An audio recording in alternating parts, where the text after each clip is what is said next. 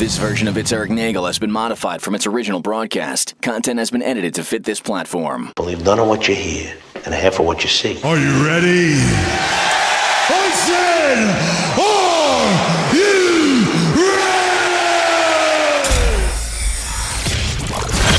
ready? It's Erik Nagel. And it starts now. Ladies and gentlemen of the universe, the next voice you hear, it's Erik Nagel. Thank you, Scott Shannon. Hello, everybody. Welcome to the program. I am Erik Nagel, and over there in the state that still hasn't made a decision on what they're doing, say hello to Jordan. We don't know what we want. Hi, everybody.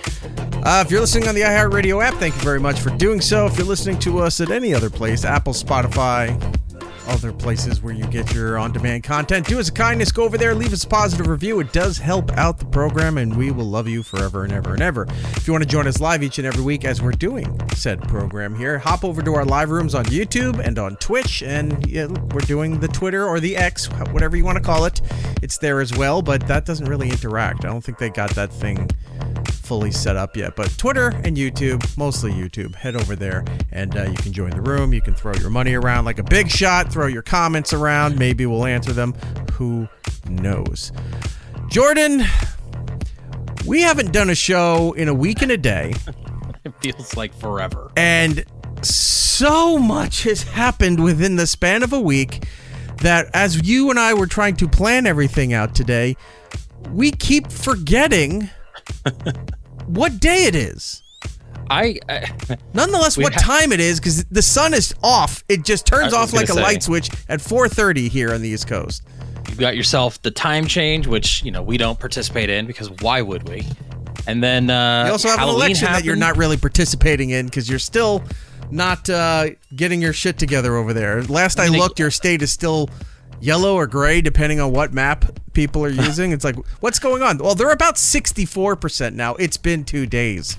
We're like a magenta. We're still kind of red, but we got some blue in there. All right. Like the big county turned blue. Everything else was red. We don't know what we want. We're for abortion, but we don't want the president to be for abortion, so we get the other president and Carrie Lake's out of here. So, we're all over the map, really. It started out as a joke like a year or two ago about how I just started to notice when you came on board, things would happen in the country, and somehow Arizona had a follow-up story or a copycat story where something big was happening nationally, and all of a sudden there's an Arizona version of the story quickly thereafter. What started out as a joke turned out to be just real life now, because it's always Arizona secondary after the big news story. Yeah, no, we really do try to kind of just insert ourselves into every possible major event, even if it's weather related. We got to find something else to talk about for Arizona. So, yeah, it's getting kind of ridiculous. Actually, I don't want to be a part of it anymore. Well, it's not going to be hard to do a show. What is going to be a bit difficult is can't really avoid what happened a couple days ago. There's just no way around it. Daylight savings. We can get into that in a moment. Yes, daylight savings happened over the weekend. Halloween happened. We did Halloween since we last did the show, because we did the show early because we have kids and other things to do, and Halloween takes precedence. So that there we were. My Halloween was fine. I'm sure yours was good. Actually, mine, I didn't talk about this on the last show. So my Halloween was only a half day. Apparently, they were doing a big Halloween celebration at my kid's school, but they only had a half day, which was odd. I've never heard of school getting out on a half day for Halloween, but they did. After that, I couldn't participate in trick-or-treating, trunk-or-treat, any of that other stuff, which, by the way, trunk-or-treat, I was told by neighbors, blew this year. I'm tired of that. There was local elections over the summer and all new administration and stuff in place for Board of Ed and the township and the county and all this stuff. And I guess it's not the same people running it as in previous years. And it was really lackluster. And they brought in a lot of food vendors to sell you stuff rather than making it about the kids going around getting the candy and all that. So a lot of people walked over all excited, saw that it was a mess, and left. So it killed the whole momentum of trick or treat. I think we hit a record low in the state of New Jersey for trick or treaters, from what I saw on local news. Kids just were not. Maybe they're into it, and parents just don't do it anymore. Or trunk or treat, after so many years, finally killed the momentum of kids going out and the whole trick or treat thing. But there was because they've been doing trunk or treat like almost like a week before Halloween. So I was seeing like trunk or treat or these like school events where they set up in the parking lots or whatever, and they were doing them almost a week before Halloween. And it's like, what are you doing? Like half the time these parents aren't even prepared for it yet and don't have Halloween costumes for their kids. Why are you doing everything so early? Like, why are we celebrating it the second week of October? Christmas is up November 1st. It's after the election, it's up all over the place now. Mm-hmm. I actually was questioned as to why our Halloween stuff is still up. And I said, well, it just happened and other things happened. It was a weekend of a kid getting really sick, causing everybody else to get sick. And the kid got... what is it called? Croup. Again. It was like a month apart. Kids back on this again, on that steroid that's driving them crazy. They're going around. That's right. Just going to Hulk out. Yeah. I forgot what it's called. Starts with a P, I think. Prednisone? Something like that, yeah. I think it's prednisone. And it's like I'm dealing with the Incredible Hulk all the time. Just constantly running around, temper tantrums, anger, hulking up. Like physically going when getting mad because they can't have marshmallows. It's like, calm the fuck down. So kids are fun. Here's why I didn't have the rest of my Halloween or to celebrate Halloween with the kid. I had to prep for a colonoscopy. So this time was different. This time they gave me a giant container that I had to pour a packet in, fill with water. Oh, and a supplemental flavor packet to put in there, which was lemon. And it was 4 liters of this concoction that I had to drink. The bottle looked like the thing you get windshield wiper fluid in. That awkward shaped, clear plastic jug with the blue liquid that you're trying to angle because it's so difficult with modern cars now to find the valve to pour the windshield wiper fluid in. It was in that kind of bottle. You had to drink 8 ounces every 10 minutes. So I'm power chugging this thing. And you can trick or treat doing this? Just walk around with your big power, like your windshield wiper fluid and just walk around with the kid? Yeah, it would have been a treat everywhere. I would have been leaving a trail so you knew at every house that I went to. Blue liquid. But it took a little while before all that kicked in. But it was making me nauseous. Like the amount I had to keep drinking, I was like, I want to throw all this up, but I couldn't. Anyway, had all that happen. And then Friday morning was in and out in about an hour. Like it was really fast. This isn't not the probably like the second or third since I've known you that you've done this procedure. I'm starting to think you like it. No, well, I did it last year, but apparently it wasn't fully acceptable. I guess wasn't fully cleaned out based on what they gave me. So I forgot all about. That's what do you remember we did the show and I did part of it from the bathroom because I couldn't handle it. I remember that, right? Yeah, because you kept you had to taking the that supplement to try to make you go, and you were getting mad because like for the most part you're like I should be going somewhere and you just couldn't. And me and Giddles were just like he's never gonna go. No, it was terrible. So it was. This year was just drinking, and then it was constant. It actually took about an hour or so, and then the whole thing was done. After drinking the process, everything was good for the colonoscopy. Took about an hour, and then they told me right then and there, it's like, everything was fine. Perfect. You're good. That's good. That was it. And, on your way, I couldn't drive for the rest of the day. I couldn't, trying to forget what else they said you can't do. Because they knock you out, so it was probably more anesthetic that. Well, it's the anesthesia and stuff, but also you have this list of stuff that you can't take before you go into this stuff, and I guess a lot of people, because it's America, they're on not thinners, blood pressure medication. So they gave you a list of stuff that you can't take like 24 hours before the procedure. And it's like, are you on this kind of cancer medicine? Are you on blood pressure? Are you on these things? I'm like, I'm not on any of this stuff. New to the list, by the way, apparently the Ozempic craze is on that list now. It's like if you're on Ozempic, and there's like 2 or 3 other kinds that I guess are the same thing as Ozempic, but there's just different companies making them. And I had to ask, I'm like, what is this? What is this? Oh, that's Ozempic. Okay, well, what is this then? Oh, that's also... Is this all the same company? No, they're all different companies, but it's the same result, same product. I mean, it's same diabetic medication that everyone's using to lose weight. Yeah, you know, as that lady said. Oh, it's not hooked in. God damn it. Can't set yourself up for failure like that, Eric. Come on. I know. That's another thing, too. They say that to kids when they're trying to get them to potty train. We're trying to set you up for success. And I didn't know this was a thing, but there's potty training videos on YouTube and stuff. Like, there's videos for everything. But you watch some of those things that, like doctors or stuff tell you, and they're all saying, how to set up your child for success. I'm like, for what? Business success? And then you go and look and like, oh, they're just not calling... They're not even using cutesy terms anymore. Just everything is success. Let me see if the GLP-1 lady works. No, why would it work?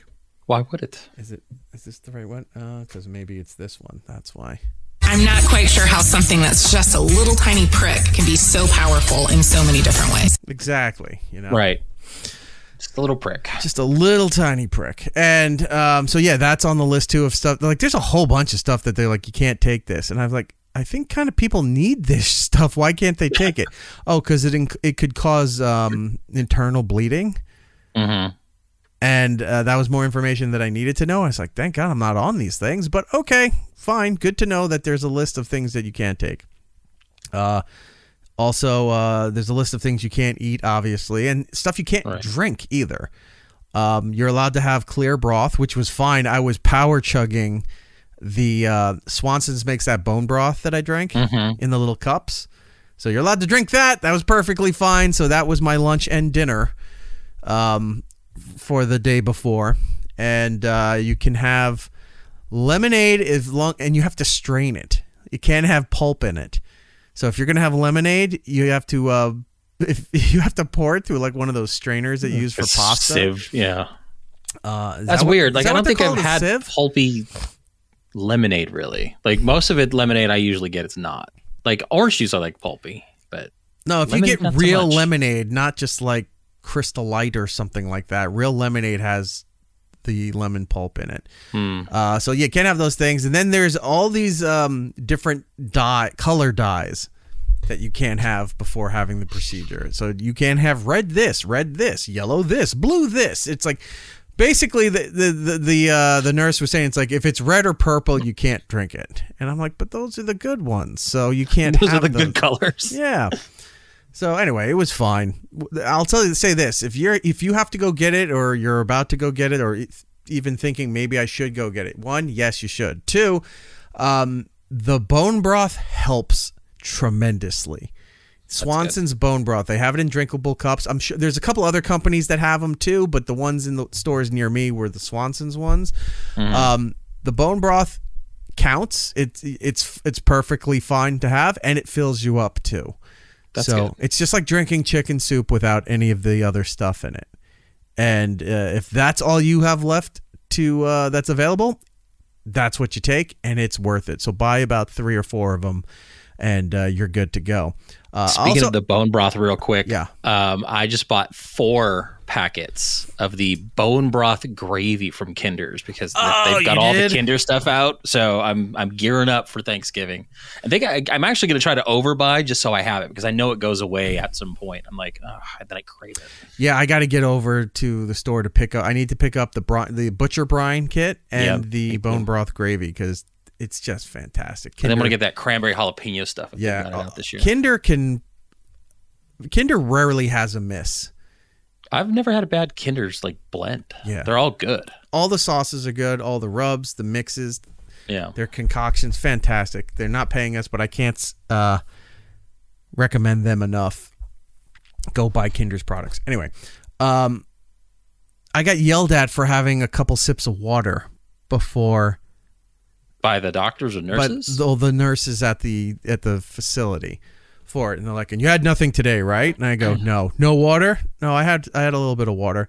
When? I looked at the time, like hour and a half ago. I'm panicked. Why? I'm like, because I woke up, my throat was bothering me, so I had a couple sips of water. We're not supposed to have anything. I go, water? I'm not drinking a whole thing. I had 2 sips of water because I woke up and my throat was killing me. Well, and then like every time I was passed off to a different nurse, they all asked me the same thing. I go, why is this such a taboo thing? I think that if they go in there, it's going to start, when you take a power wash and you try to clean out the exhaust pipe of a car and it all comes flooding right back at you. It's not a visual I wanted. Yeah, but it's accurate, So I'm guessing that's what they're thinking. They shove the thing in there and all of a sudden they're getting... Yeah, they don't want all your backflow. The decorative chocolate fountain is happening. So gross. So real quick, I had a friend of mine had to go in for a procedure last Friday maybe, and she had done everything like you said. Like what you said. You don't eat the night before. Do all this stuff. The next morning, she's getting her kids' lunches ready. Right. Out of instinct, when she's making the tuna fish sandwiches or whatever, just took a bite just to taste it to make sure, because she seasons it, does her stuff. And without thinking, swallowed it and be like, oh, crap. Very minuscule. Goes to the doctor, gets ready for this. The second they find out that she even took a bite of that tuna, they had to stop. They rescheduled. They kicked her out, and it took an hour to get to the doctor's office. Why? So you got off light with just the water bit, because one bite of tuna, they stopped the procedure. She was livid. She shouldn't have. I couldn't believe it. I was like, really, 1 bite of tuna? You couldn't lie about it? Yeah, she should not have said something. I know. No, I'm gonna lie. I wasn't gonna say anything, but I thought water. It's a basic, like it was not a problem. It's clear. It was on the list, but I thought no problem. And they were just kind of like, they were like, shut up. Look, they're doing a difficult task, a job. Look, they're the ones in the splash zone, but they're really taking it. Yeah, I know. All I'm thinking is like Gallagher tarps. As you go. It's that. So this time around, I forced myself to try to feel the anesthesia go in, and I did. But here's what happened. Once I recognized it happened, the next thing I know I'm being woken up by the nurse. Because I sat there. Did you get the count back from 10-bit where they tell you to do that? No, they would just get to that point. They confirm your name and your date of birth, something else, right? Yeah, okay. And then because you're laying there, you got you're in position and stuff, and then they have the IV that's on your arm. They go, okay, we're going to be putting in the anesthesia, okay. And they're sitting there and they go, okay, just relax. And I'm like, okay. And I'm sitting there and I'm focusing, like I'm trying not to, whatever.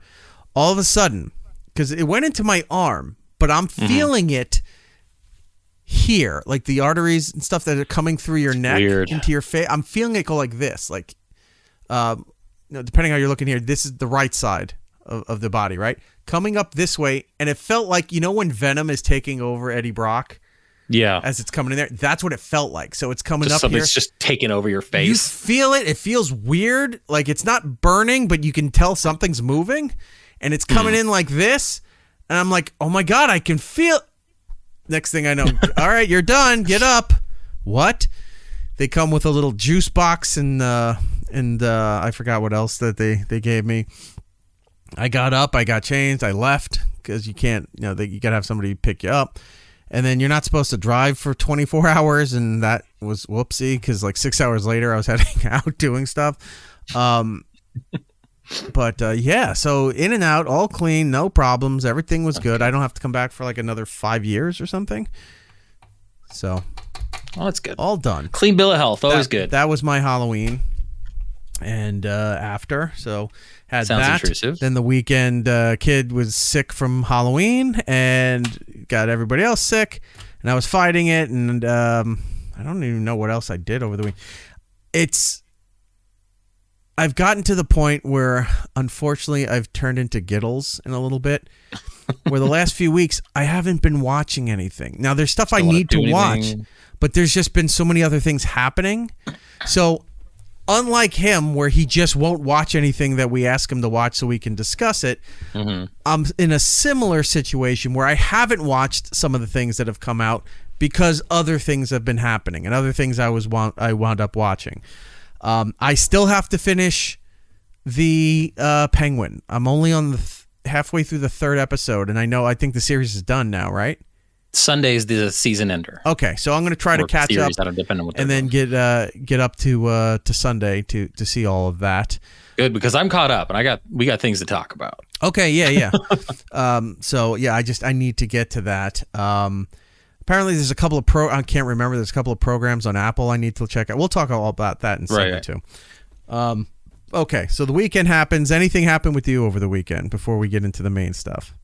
No, Sunday was pretty low key. Watched, actually I didn't even watch the Chiefs because they played Monday night. So I didn't really get to do that. Doing like the volleyball bit. So I had the kid and did volleyball on Saturday where the Purple Royals, which is the team name against, what I wanted, but the girls chose, and we got our asses kicked, which was not fun for them. But we're still 1-1. They're still practicing really hard, but they're doing great. I mean, it's been a fun experience, and I'm not playing favorites and stuff like that with the kids, so she's enjoying it, and we're having a good time. So we do volleyball Monday nights, practice, and then Saturdays are games. So good. Just doing the dad bit. Nothing too crazy. I did the dad bit tonight. Yeah, that's right. How'd that go? So when you have a daughter, you start realizing, there's all these unique things that you have to do when you have a daughter nowadays. And some of the things I knew were like they do daddy-daughter dances or something when they get older, but not there yet, right? But there is an event going on in a different town that it was advertised everywhere. They called it the Princess Ball. And we found out about that, read up on what it was. Like, all right, got tickets to it, went to it tonight. And it was a big event where you walk in, the whole place is decorated like a palace, if you will. And you come dressed as whatever princess that you desire to be. So you walk in, the kid's dressed up in her character, and there's just a million other princesses there. The most popular ones seem to be Belle from, I almost said Belle and Sebastian. That's the wrong one. No, that's the right Belle. It's from... I just want all the little girls dressed as Belle from Belle and Sebastian. It's just a little white dog with a collar. The Captain and Tennille dance is usually with the boys. Right. So the Belle from Beauty and the Beast, which is the all yellow dress. Yeah. And Elsa from Frozen. Now, there were other offshoots. There was Rapunzel. Is it Rapunzel? Yes, right? Long with, hair. The pink dress. Yeah, long hair. Rapunzel. There was Cinderella. One was Alice in Wonderland. Like, there was a whole bunch of stuff. So that's cool. It was great. A good time. They were giving out metal tiaras and scepters and witches' wands and all these fun things. That's cool. And there's places for them to, there's scenery and stuff for them to take photos. There's dance floor, there's food, there's desserts, all this stuff. They even have outside, they had like Cinderella's carriage, if you will. So big, giant white wooden wheels, the carriage, circular, onion-shaped kind of carriage, lights all over it, horse drawn in there. So all the girls get to go onto these things. They cram like 8 of them into this thing, and they just go around. Essentially, it's like a big field and stuff. Mm-hmm. So they're in there. So they're being escorted to the ball. It's a lot of fun. It was like about 2 hours, so it was great, worth the money. It was a good time. One slight issue for me, always not for the kids, and no, this isn't a major issue. It's just a slight issue.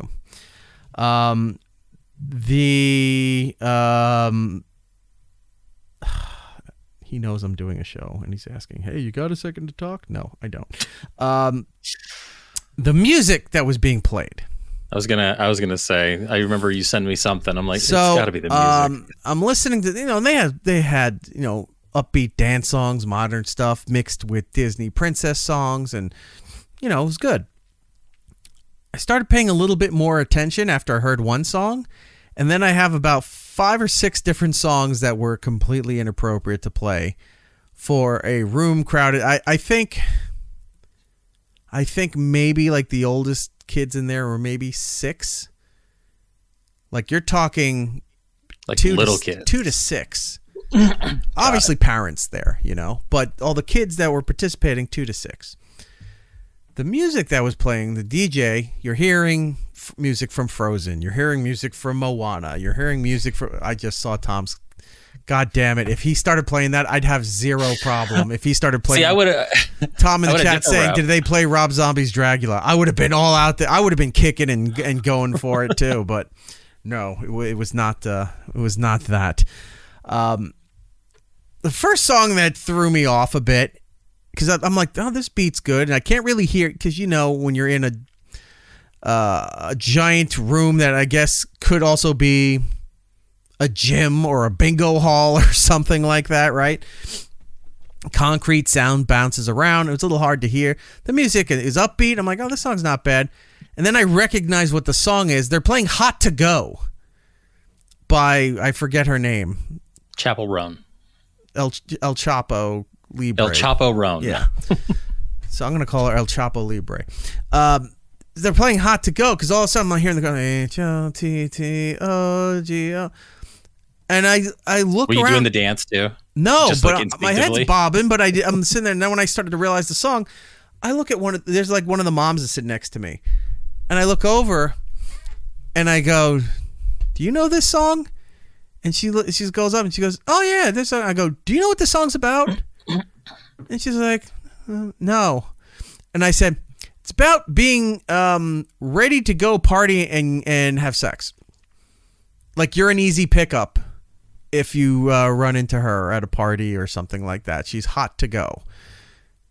And the mom goes, oh my God. I said, yeah. I'm like, now the kids don't know this because the song's very upbeat and it's cleverly masked as an upbeat party song, right? Right.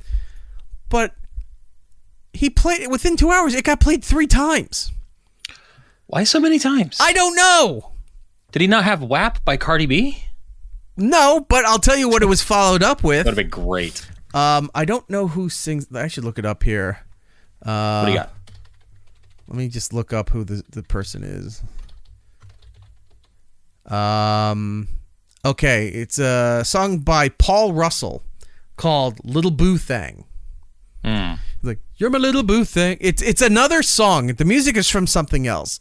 But he goes, oh yeah, okay. You're my little boo thing. I was just playing it in my head, yeah. It's about talking about a girl, how she's pretty and hot and stuff, right?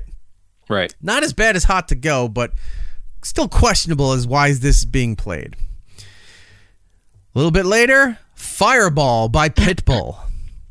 Now you're like, Fireball goes, da, da, da, da, da, da. It's like, oh, that's an upbeat thing, party song, right?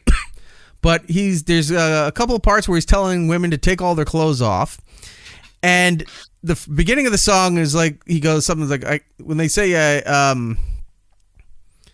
I saw, I came and I conquered, more like I saw, I conquered and came, and I'm like, ugh. I forgot about that part. I go, these kids are under 6. Why is this being played? Again, upbeat party song, kids have no idea, but I'm like, what the fuck? Then, a little later, a song by David, is it Guetta? David Guetta. David Guetta. David Guetta and Baby Rexha, I'm Good, which is a remake of Eiffel 64 or 65's I'm Blue. Right. Now, yes, no, I heard it. I'm Blue, da-da-dee, da-da-da. That's the original one. But when they go, I'm good, da-na-na-na, had the best fucking time of my life. Like, it was They didn't even bleep it out? No! It wasn't there. So as the table that I'm at, and the kids are on the dance floor dancing and going crazy and having fun, whatever. But I told the one mom, and she's not telling some of the other parents that are at this table that we're at, And then they start noticing. When I start noticing, I go, listen to that. And they're like, yeah, now they hear it. And now everyone's like, why is this shit being played for a party that's 2 to 6 year olds? I didn't go complain. I should have, but I didn't. I just said, I'm writing this down and I'm going to tell Jordan later that this is what happened. I'm just waiting for a lap dance is so much better when the stripper is crying, and then I'm just going to be like, this is perfect. This is the best. Do you have any Little Bloodhound gang? Yeah, please. I love when you go out. Yeah. Nothing ever goes right. No, it went right. The night was very nice. You know, the whole event was from the DJ was extremely, as the kids say, sus. You know, I just found this in my pocket. I don't know why this is in there, but there's like some stickable jewels. Nice. So I guess she shoved that into my my pocket here, and I wasn't paying attention. But the other thing I noticed too is she had these crystal wand things. Mm-hmm. And I didn't know that she was just picking up other kids' wands, because when we're getting ready to go and I'm putting stuff in her bag, there's 4 other wands in here, and she's got one in her hand. And I just went, stealing wands. Yeah, she was stealing wands. She's putting stuff in your pocket so you get caught. She's real smart about this. Yeah, so I'm just like, I'm not even going to worry about if other kids in. I just zipped up because it's a big, diaper travel bag kind of thing. Mm-hmm.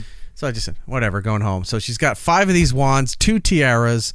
I got to see what else is in there, but I guess like bedazzled jewel things. The kid really got her money's worth from the event. You're like, how did this Three Musketeers bar get in here? Oh yeah, she stole a Capri Sun too, because she had that in the car as I strapped her in. I go, where did you get this? It was on a table. It wasn't open, but she's like, it was on the table, so she just took it and left. I was like, all right. I mean, she'll get away with it, so be it. It's like young kids and old people. Those are the worst kleptos because they get away with everything. Kids, I don't think, know the repercussions. Old people get cheap. I was at a place years ago. I was having lunch with my mom. This was at least 20 years ago. Throughout Florida, there's a chain of a New York-style deli called 2J's. TOOJAYS, and they have locations throughout like the East Coast of Florida and down Miami and stuff like that. And it's a play on words because it was 2 Jews from New York came down to Florida, didn't like the food, and opened up their own place. So you go there, you get New York style sandwiches and other stuff that you can't get from stuff down there, right? Oh, hey, there's Tonelli in there. Quiet girl. She used to live down in Florida. Says they have a great chocolate dessert. I'm sure they do. I would go and get potato knishes with some mustard. And this place is still around, right? Because I'm going to check it out. Yeah. Look it up. Okay. I don't know if all their locations are still open because, pandemic. Who knows if they're still around. Right. But they were down everywhere from like Melbourne all the way down through West Palm Beach, down into Miami. They had a whole bunch of them. So anyway, we're at 2J's, we're eating and having a good time, and my mom starts kicking me under the table. I'm like, what? And she's just nodding, and I go look over. There's old people putting the sugar packets and some silverware into their bag. They took the blue and the pink ones, because there's like 4 colors for the sugar packets. I think yellow Splenda, right, and the white's right, but then you got the pink and the blue ones. Right. They were taking them, putting them in. The lady's putting it into her bag. It's a couple. She's putting it into her bag. She put a knife and some other stuff in there. And I'm just sitting there and go, really? I know, sometimes old people are on fixed incomes. Mm-hmm. But they're stealing the silverware. And every time, I love saying that because I watch Tonelli play this game called Played Up every now and then on Twitch. When they're done playing real games, they play this other game to decompress, but it only stresses them out more before they go to bed. So I don't know why they play that game, but it's about building a restaurant. And I always make a joke that when you're in there, I'm going to leave a Yelp review that I got botulism or that, I stole the silverware, something like that. That's where it comes from, because we were sitting in 2J's watching this old couple steal everything off the table. Yeah, I'm looking at their menu. They have a deli dog that's topped with pastrami, coleslaw, and Russian dressing. Yep. And now that's all I want to eat. That sounds fantastic. It is, because I think that mimics the one. I don't know if it's Katz that does it, Might be 2nd Avenue Deli. So one of them used to do a pastrami dog they were famous for, but it's good. You get pastrami, you get sauerkraut, you get the Russian dressing, or you could just do it with mustard too, which is what I would do. You'd be actually proud. So today at work, when I was shirking all responsibility, a couple friends of mine and I were talking about Brazilian steakhouses because one of them's going to go tomorrow for her anniversary, and that's all I kept saying. Or like a unique one, like a local. I think one. it's going to be unique, so it's not going to be like Nice. a Fogo de Chao or anything like that. So I think it's unique down to the Tucson area, right? And yeah, so I was like, avoid the bread, avoid the salad bar, go for the meats. Skip the first couple rounds. Get all this. Like I was. So excited. She posted learned. the menu. You told them the tricks. I'm learning. Good. So, yeah, I was definitely very much into today's conversations about just all the meats. So yeah, you usually skip the first couple rounds because certain places will switch it up on you. So that words of wisdom may not apply in some places because sometimes they'll come out and then they've got like, hey, we've got bacon wrapped chicken. You know, like you don't really want to skip that. But when they come around with fucking chicken liver or the mini sausages and things like that, you skip all that stuff. You wait till you start getting like the garlic fillets. Yeah, there was a garlic one on the menu. I was like, steak that's what that has that weird cheese that's infused into it, which is fantastic. Right. The seasoned ribeye, like it just the list goes on. Yeah, Any kind of meat on a skewer that they need a machete, you know that you're in a quality place, right? To eat all of that stuff. Yeah, no, it was very good. And here's I a thought person of you that knows trashitarian. And here's the other thing: at some of those rodizio places, not everyone does the pineapple.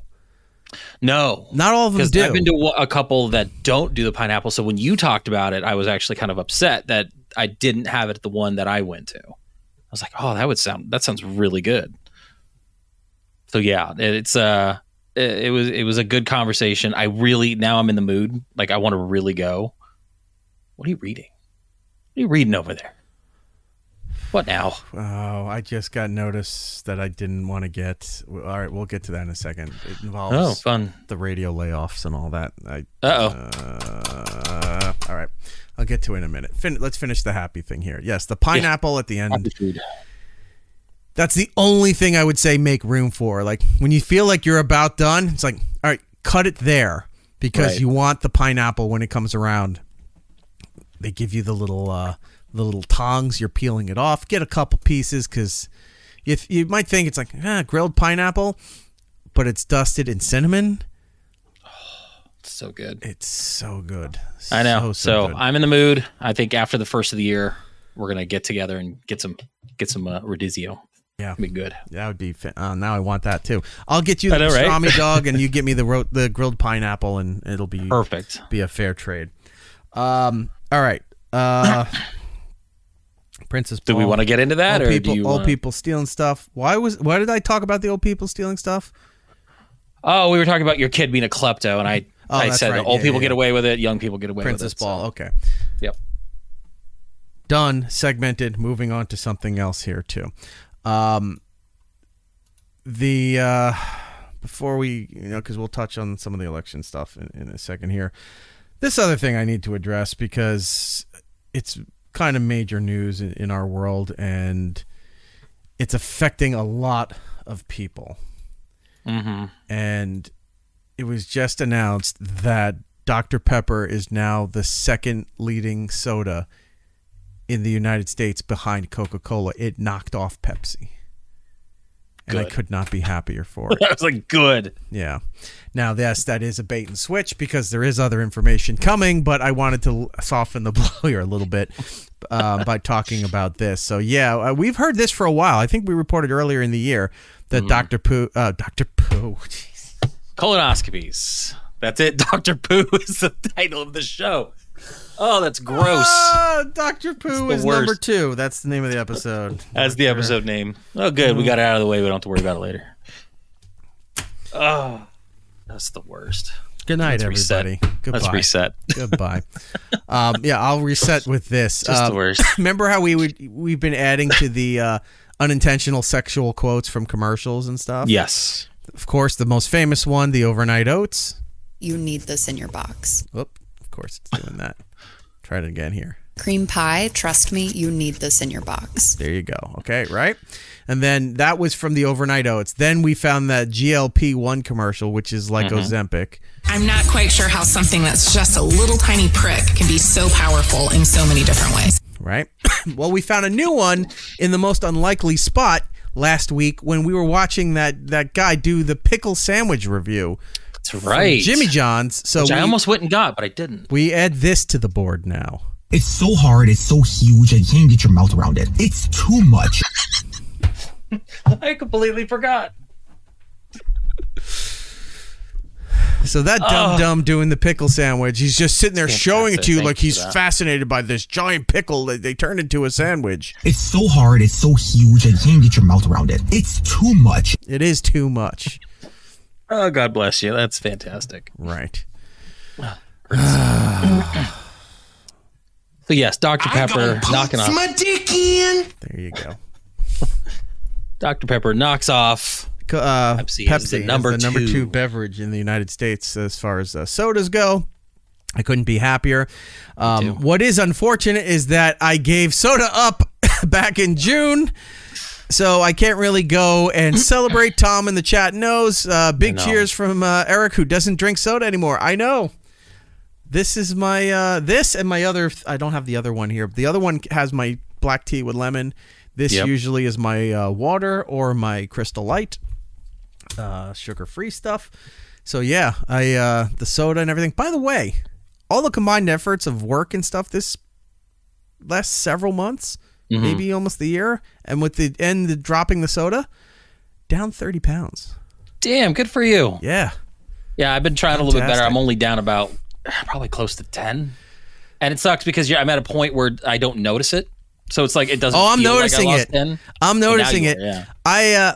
The belts I have are down to the last hole, and it's not the one where it's like, oh, I need to get another belt. It's like I got to start punching other holes because it's not doing its job anymore.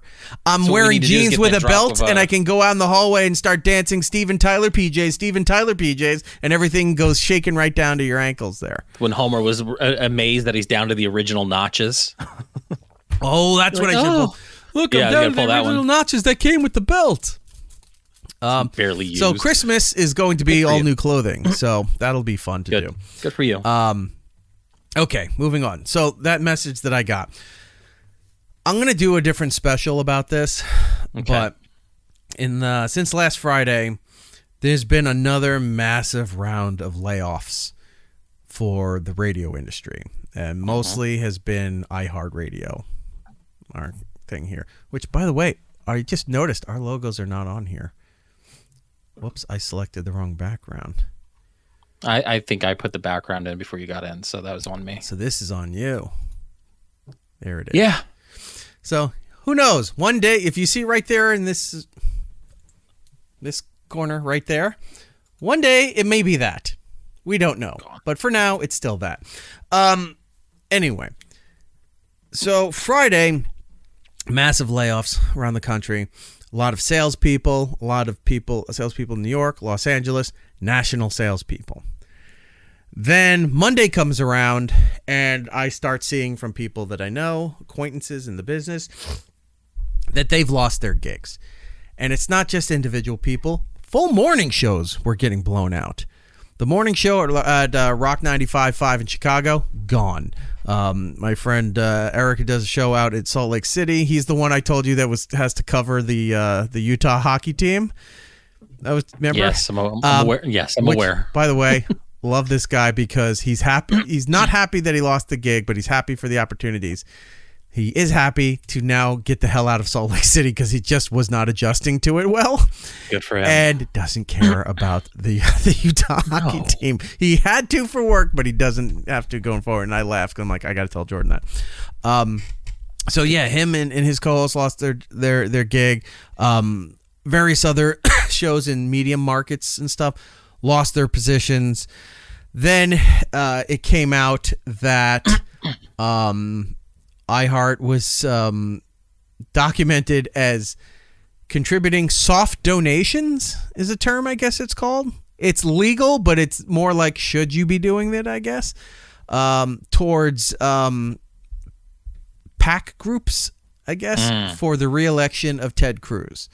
And Ted Cruz, senator in Texas, iHeart's company's headquarters are in San Antonio, Texas, so it helps them out if, I guess, that's in play. So that was all legally documented. The CEO of the company was also documented of buying 100,000 shares of the stock before these layoffs happened. So what happened? The price jumped up, right? Tuesday, election day, other stuff happens. I don't fully know the details of all that, but I do know some of the headlines that were coming out in industry media and also some legit media.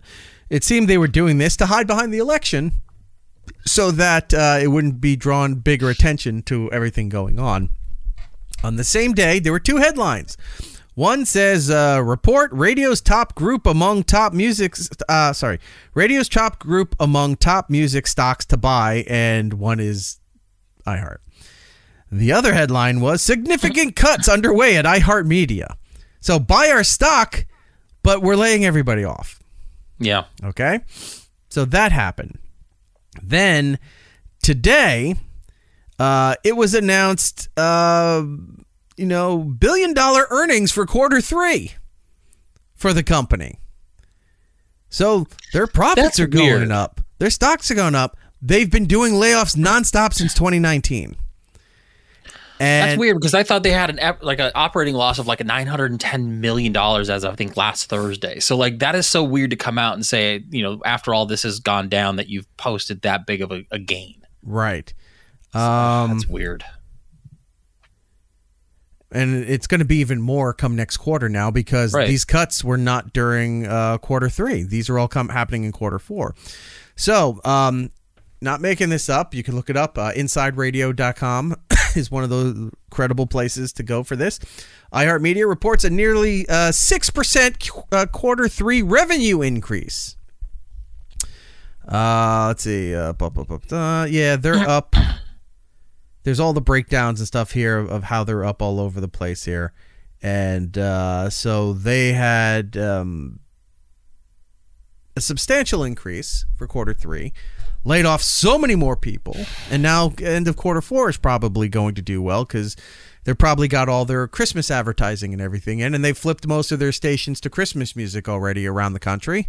So that automatically just generates money because people turn it on and forget it and leave it on in the background in their house, their office, in stores, all of that stuff. So that was going on. Then some other stories started trickling out. 2 women reportedly were on maternity leave when they were told that they were let go, which apparently I think is illegal. One of the cuts was to a gentleman whose son was in the ICU while he got the call. Oh, man. Several people around the country were on vacations with their families and couldn't be reached till after their vacation that they were let go. There's rumors that there's more coming, which I believe is happening. There was an internal note that might have been leaked that said the company is looking to eliminate 30% of the company by March. 30%. Again, now you and I already bare bones this company. Sorry, I didn't mean to step on you. I didn't hear the. That's okay. No, it's just it comes back to what we were talking about the other day when you were talking about this with me. Is that what else is left with iHeart? If they're cutting this much, you were there with me in San Diego when we were doing the convention and stuff. And going into the convention, SiriusXM people were being let go. I think Cumulus people were being let go while it was happening. The Monday after, iHeart people got blown out. So that was August, quarter 3. Reports show quarter 3 is up 6%. We're in quarter 4 now. What's been going on? Since Friday, layoffs are coming, and is rumors that they're not even close to done. Tied into that other memo that they're not going to be, by March, there's going to be like 30% of the company gone. They've had so many layoffs. How are they operating? Everything's going to be automated and voice tracked. Side of things. Like there'll be a handful of shows left in the next couple of years. Mm-hmm. Nothing's going to be local. They're just going to hire people to voice track. Like you could sit here in your studio And all day, you're just going to be voice tracking 20-something stations. That's it. That's what you're doing. For a fraction of what they have to pay you legally on air because of union stuff. Or being a talent for a show, for a morning show, a drive time show, any of those things. They'll just get people on the cheap to do all of this stuff because they're going to well, I need the money. Yeah, we all need the money. But you're not realized by taking the money to do this shit, in the long run, you're putting yourself out of a job. You're putting everybody else out of a job. Yeah. By taking a quick, tiny increase or quick, it's like, oh, it's easy money. Yeah, but nothing's easy and nothing's free. And by doing that, you're destroying yourself in the long run for all of this. Which leads me to the message that I got here. So I'm thinking, all right, look, we've dodged many a bullet.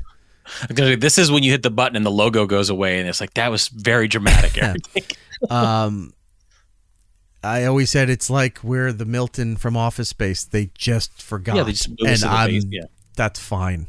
Even if we weren't still associated with them, we'd continue on doing whatever we have to do because we own the thing, so it doesn't matter. Right. The money's nice, but what can you do? So this is a notice coming from SAG-AFTRA. You can find it on Reddit here. I think it's on Reddit still. Obviously names and stuff are all redacted, but there's a SAG-AFTRA email. Now, I don't know what market this is for because it doesn't say, but that could be anywhere in the country. There's only a handful of markets, I think, that involve SAG-AFTRA, and I know it's like LA, New York, I think Chicago and DC, maybe Boston, those kind of markets that still deal with it. Essentially what it's saying is that, quick update, that the union knows it's been a difficult period for that company, and that company has shared that there's going to be even more layoffs that are coming, and that's all that's really there. I mean, everything else is just friendly speak to pad it. But yeah, it's on Reddit if you want to check it out. So yeah, all of this stuff's going on. There's no end in sight for their layoffs.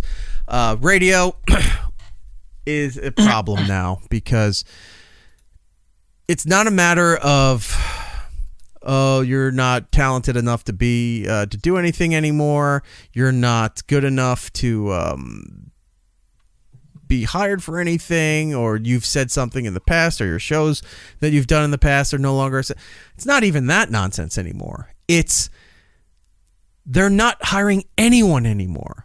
No. There are people who are so amazingly talented in this business who are either maybe at different levels in the business than I was at, lower levels, higher levels, much higher levels than I was at, and they can't find anything at any of the companies. Odyssey, formerly Entercom, formerly CBS Radio, formerly Infinity Broadcasting, our old companies, just are now recently coming out of bankruptcy for the last couple of years. And there's rumors about them having massive layoffs around Christmas time, if not then, after the first of the year. Right. iHeart's doing all this stuff here. There's nowhere to go in this business anymore. They can't afford it. It's failing. And yet you see research that comes out, legitimate research that's saying there's more people listening to the radio now than has been in a long time. They're bringing in record numbers of young people. Now, this is credible research, but I'm still calling it bullshit because a lot of them are funded by the companies that are paying for that need this research to do sales, to do advertising, to do marketing, promotions, barter, any of those things. I can't fathom how young people are flocking to the radio. How young people, they were saying, like most of the research was saying it's like 70% of people's listening habits now involve the radio. And then below that is audio streaming, and by that I mean the music streaming, Apple, Spotify. And below that, podcasts. Like the music. Look, podcasts are still big, but like music streaming, I get it. More people are streaming music than they are listening to podcasts. But those are still big chunks out of the entire audio pie that you could be, involved with. And then various other things, books, other stuff, people's specialty things, YouTube live streaming, all of that stuff.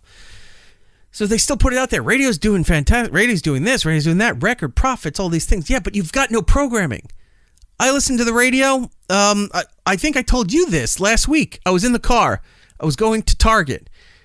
And I was driving around doing other things too. So I was in the car for about an hour total. And within a solid hour, I heard 3 Sabrina Carpenter songs. Nothing wrong with her. Very lovely woman. Good music.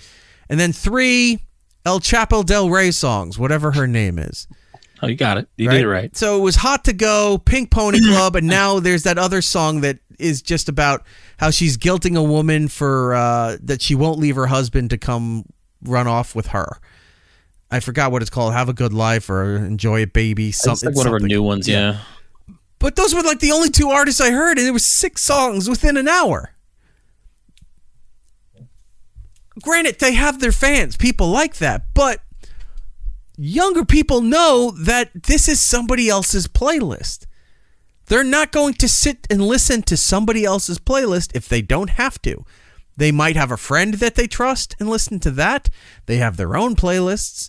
Or they might find curated playlists like, oh, this is a playlist that, based off of Taylor Swift's tour, these are the things that she was playing in each market. You know how it is, fandom is. Like they'll flock to those things.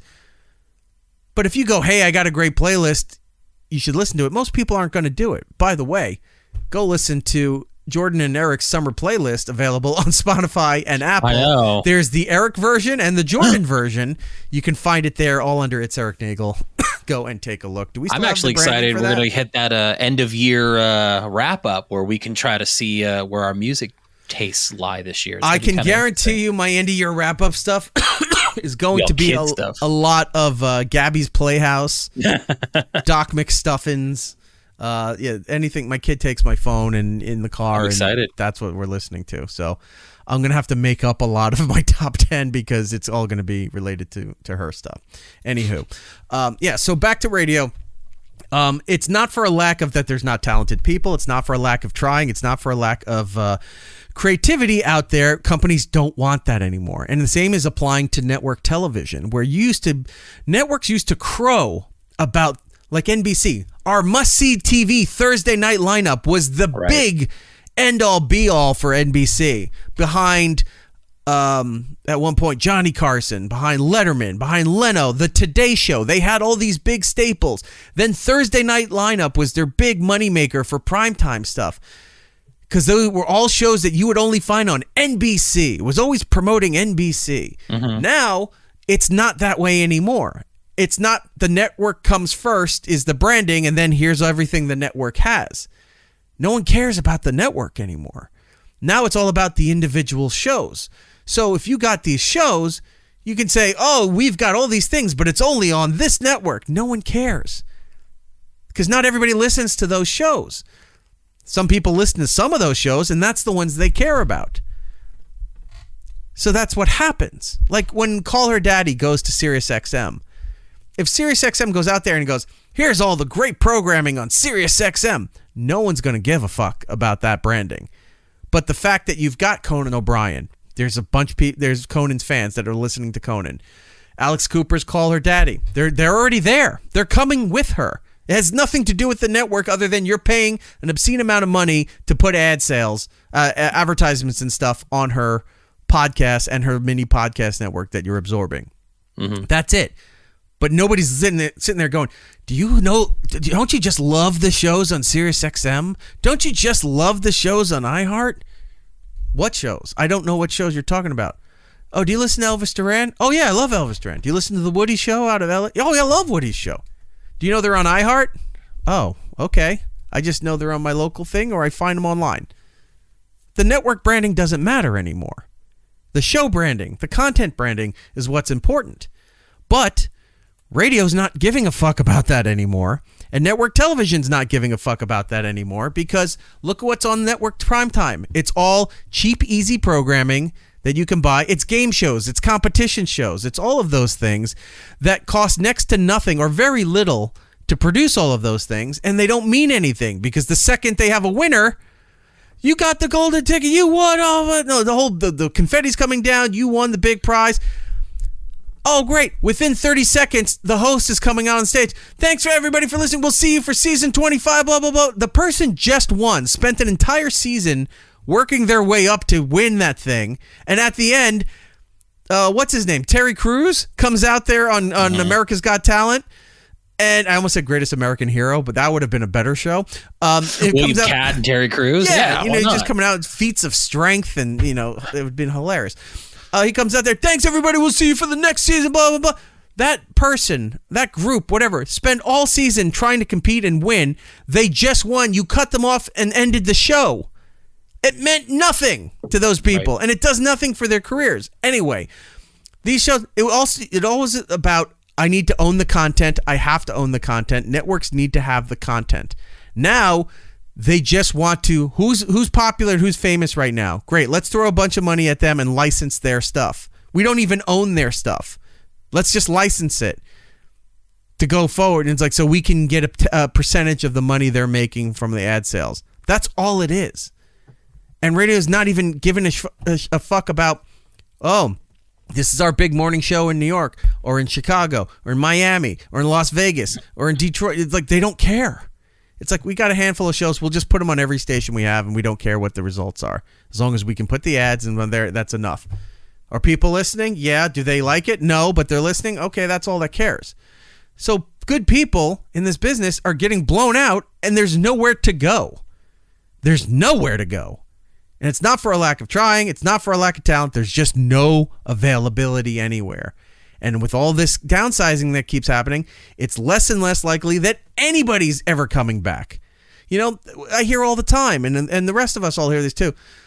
There's got to be some way for O&A to come back. There's got to do a reunion special, do all these other things. Even if they wanted to, if Open Air wanted to, it would have to be a live stream, a live stage show that maybe we did somewhere, and that would be it. It wouldn't be on a radio. It wouldn't sign a new deal for a radio company. Somebody sent me a clip of Opie saying that he had a meeting with a radio company, and I don't know if it's true, but the way he was talking about and the vagueness of the area he was talking about, I think it might have been Odyssey, which was formerly CBS, formerly our old company, many times removed.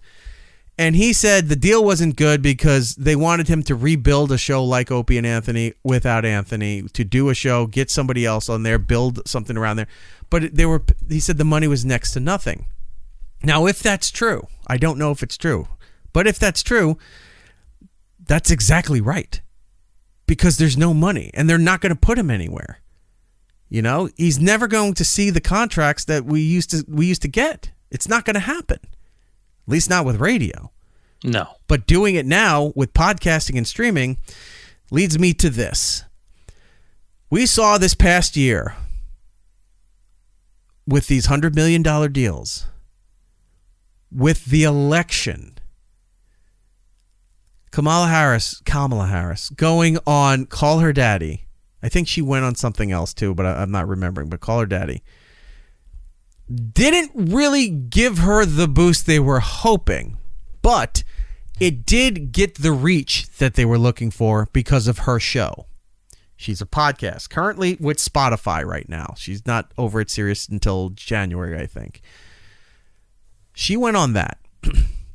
She also later then did The View, Stephen Colbert, a few other shows. She did a town hall with Charlemagne the God for iHeart out of Detroit at her rally there. It was a big deal. They promoted it. They broadcasted in a lot of their stations around the country.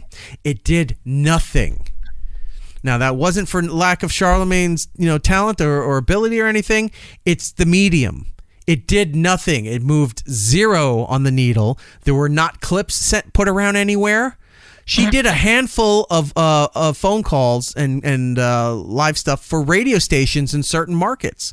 I heard a clip in Atlanta. There's a R&B station called V105 103.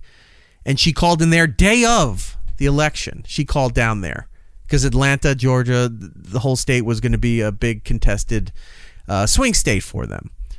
So she calls into the heart of Atlanta, a big urban station. And I knew about it because I'm in radio, and you know, certain things I follow were telling me she was doing it. There was nothing. No clips anywhere. There was nothing circulating on social media about it. Radio did absolutely nothing. Go to the other side. Donald Trump. And I see you want to say something, but just give me a second and you can have it. Donald Trump.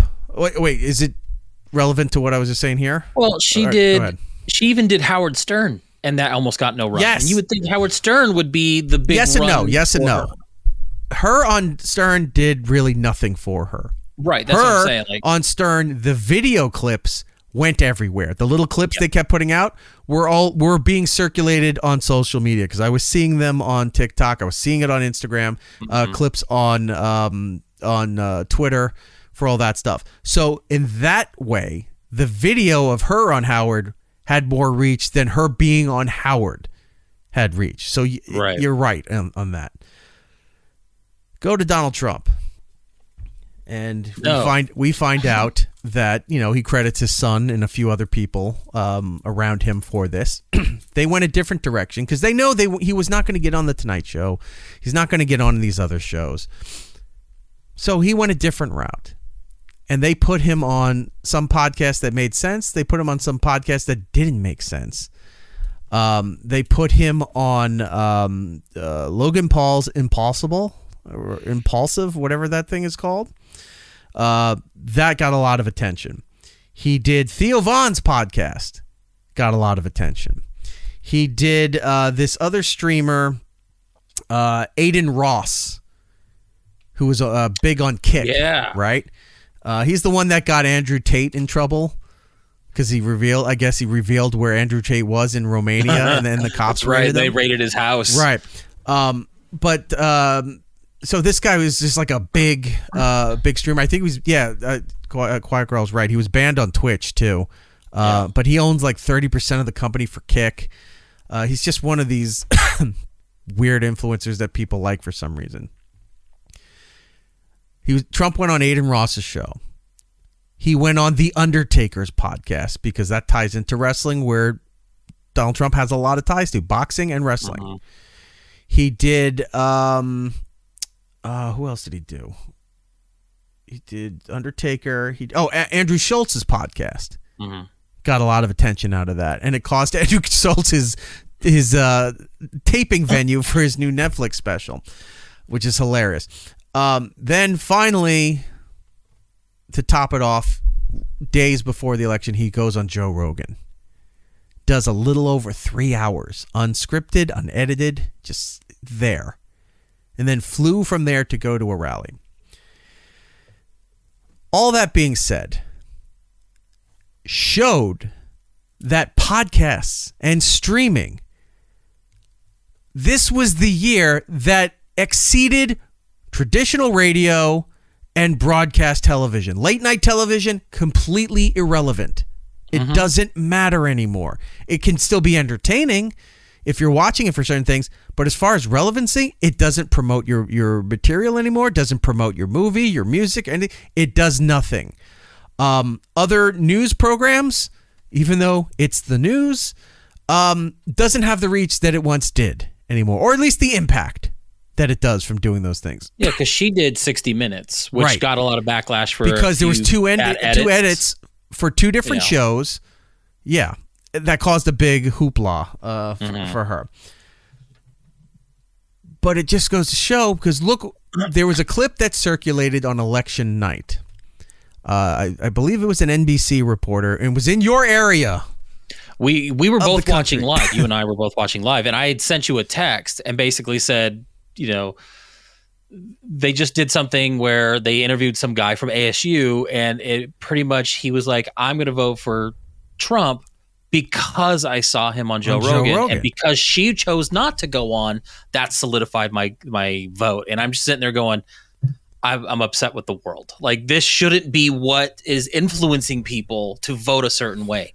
learn policy. Don't sit there and I like Joe Rogan and he did Joe Rogan. Like, I mean, to an extent, I agree. But look at the problems I've been dealing with, the last few years, because I've been saying I can't deal with these influencers. I can't, because a lot of them, excuse me, a lot of them are ridiculous.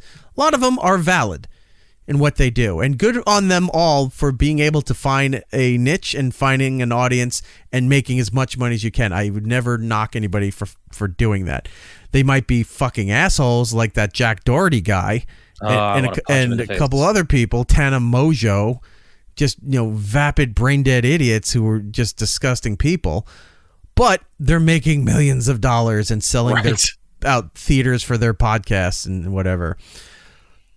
Anyway, all of that clip from Arizona not only resonated all night through NBC and MSNBC, because obviously same company, but other networks were picking up that clip. CNN was talking about it. I flipped over to CNN at one point, and they were saying there is this clip that's online, and they were playing the clip, and it's that kid or that guy, young guy, saying because, he went on Joe Rogan, and she refused to go on Joe Rogan, or not, she made it difficult to do Joe Rogan.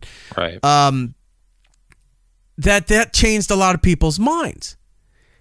And they were sitting there like, is this really... At first, they were like, is this really a thing? Is fear really a factor here? Is this what's happening? With this kid, sure, he was an ASU fucking moron. Right. Trust me, the whole. But as the night went on, they started to realize, and more of their polling and everything was going on. This was the big thing. The podcast had a big influence on Trump's victory. I will also say the podcast had a big influence in getting some of Kamala's stuff out there. More so than The View, than late night television, and other traditional radio and news mediums that she was doing, and they were constantly pushing her. They were promoting her so hard, and it just showed it was for naught because they don't have the reach that they used to. The podcast and the streaming won. Yeah. This year. Well, and again, it goes back to those are mediums that were highlighting personality and gave them the venue to really kind of almost go off script. Like you can hit your talking points and your stump speeches and stuff like that. But it shows that you can kind of just be loose and kind of talk. And I don't like the guy, obviously, but it gave Trump the avenue to just talk and be there with Joe and have that conversation. Kamala Harris going on SNL for a scripted skit does nothing. In fact, they got in a lot of trouble for that. Yeah, NBC got in a lot of trouble for doing that because even though when the FCC investigated, they said, did you pay her to be there? Did you? No. She was I forgot the technical term, but it was like uncharged or whatever. Right. Oh, so she came to do an appearance? Right. Okay, you're in violation of the equal time law because they're broadcast television under FCC guidelines. They had to give up 90 seconds of time for Trump. And Trump wasn't going to come make an appearance anywhere. No. So what the Trump campaign opted for was 90 seconds of advertising during crucial broadcasting that NBC had. So they had 10-second ads, so that's 9 10-second ads that ran between NASCAR, football on Sunday, and then something on Monday. I'm forgetting what it was. But those are your biggest audiences on a Sunday for NASCAR and for football. And advertising isn't cheap either. No, man. and they had to give him free advertising because they had her on there. Now, maybe that had a big turn in it too. I don't know how last-minute advertising could have played in that aspect. Well, there's another thing too. Apparently, there's something called the Hugh Report, I think is the name of it. But we'll get this information by Thanksgiving, and it's the official rundown, breakdown of everything to do with the election that is finalized and sealed and said, this is every detail, every breakdown, everything to do with the election. This is the official story. And that's where you'll get all the breakdowns, the numbers, the county stuff, how this went to this way, and all these other stories. We'll find all that out throughout the month going into Thanksgiving. Now, it's not a matter about him winning. It's not a matter about her losing. The matter that I'm taking away from this is because everybody's got their thing. But for me personally, seeing this happen and realizing that this is the year that podcasting and streaming has been legitimate for a while, but if you want to say became legitimate, fine. But exceeded what radio was doing, what late night TV was doing, what broadcast TV was doing. This is now a factor in everything. Mm-hmm. These shows, these live streams, whether you like the content or not, are the new viable platforms that you need to go on now for your advertising, for your promotion, for anything, political aspirations, all that stuff. You don't think, when's the next election? 2 years for House or Senate or something like that, right? Yeah, 2 more years, and then we're back. All right, in the cycle. Like it's never ending. But the national elections, statewide elections instead of national elections in 2 years for Senate, House, whatever. If warranted, you don't think some of those people are going to go onto podcasts? Oh, 100%. That year, the next election in 4 years, whoever it may be that's going to be running, we know it won't be Trump, but if it's Vance, if it's other candidates, whoever, they're going to be making their way to find out who are the bigger podcasts at that time and make sure that they're getting time on those shows because that's where the audience is now, or at least the audience that matters. Those podcasts, those live streams brought in a record amount of young people to vote. Doesn't matter who they voted for, they showed up. Young people showed up in a big, big way during this election. And it was because of those platforms. So, go ahead. What were you going to say? No, nothing. I was just actually reading something from Tom real quick. So, Clinton on Arsenio was a milestone. The election showcased the podcast milestone has been reached. This just goes to show like the difference between the time, because you're right. Clinton on Arsenio with him playing the saxophone and was a big factor that got Clinton elected. Mm-hmm. Because it showed that it showed that Carson was a bit out of touch. Mm-hmm. It was the audience was too old.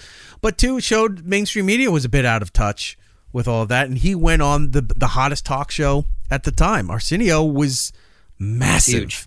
At that particular point in time. That's what this is. Joe Rogan is like that Arsenio moment. It's that turning point, yeah.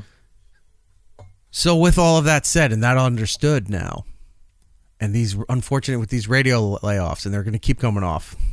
Now is when I talk to people, whether if I'm consulting them or just, friends with people, and I reach out and talk to them.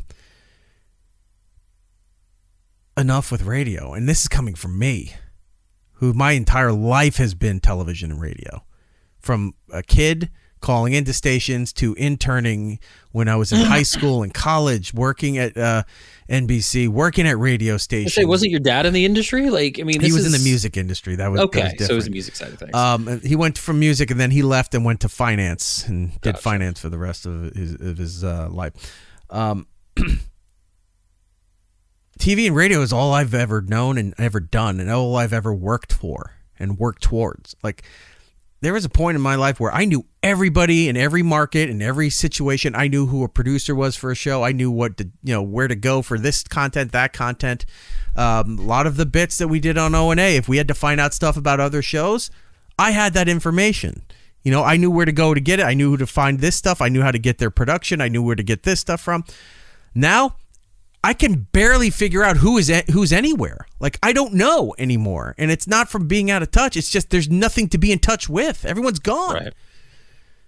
So now we're there where it's like, I tell them, it's like, you really need to consider, is radio going to be there for you anymore? Is it there for any of us anymore? I don't think there's a reason to go back. Well, we were talking about last week where none of us own a radio. I don't own a radio. None of us own a radio. Except in my car. And I don't turn that on for anything. I saw a comment way back, which, by the way, I wanted to say hi to this guy because I like his clip channel. Doom is his name. He said, radio is dead and haven't used one in years. You're right. Yeah.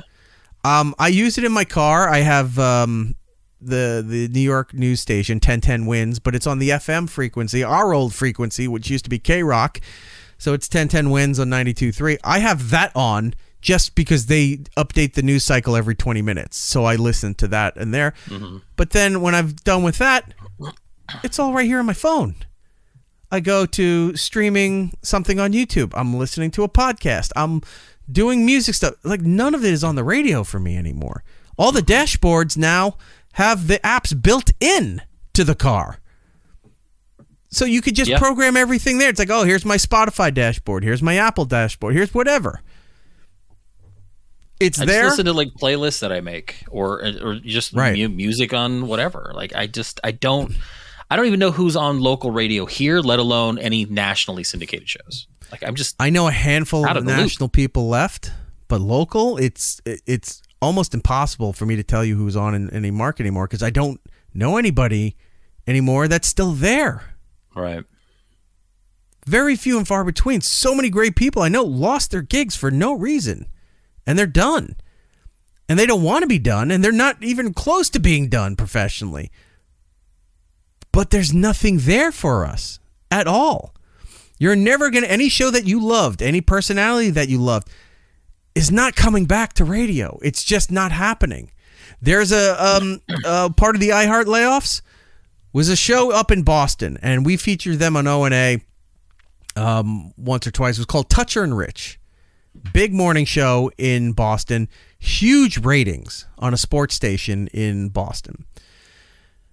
Something happened either earlier this year or last year. Toucher and Rich split up. Rich left and took a deal at an iHeart station across the street, and he had his own morning show there. Toucher partnered with a different guy. I think his name is Hardy. So it was Toucher and Hardy it became. Well, this Rich guy starts doing his show over there.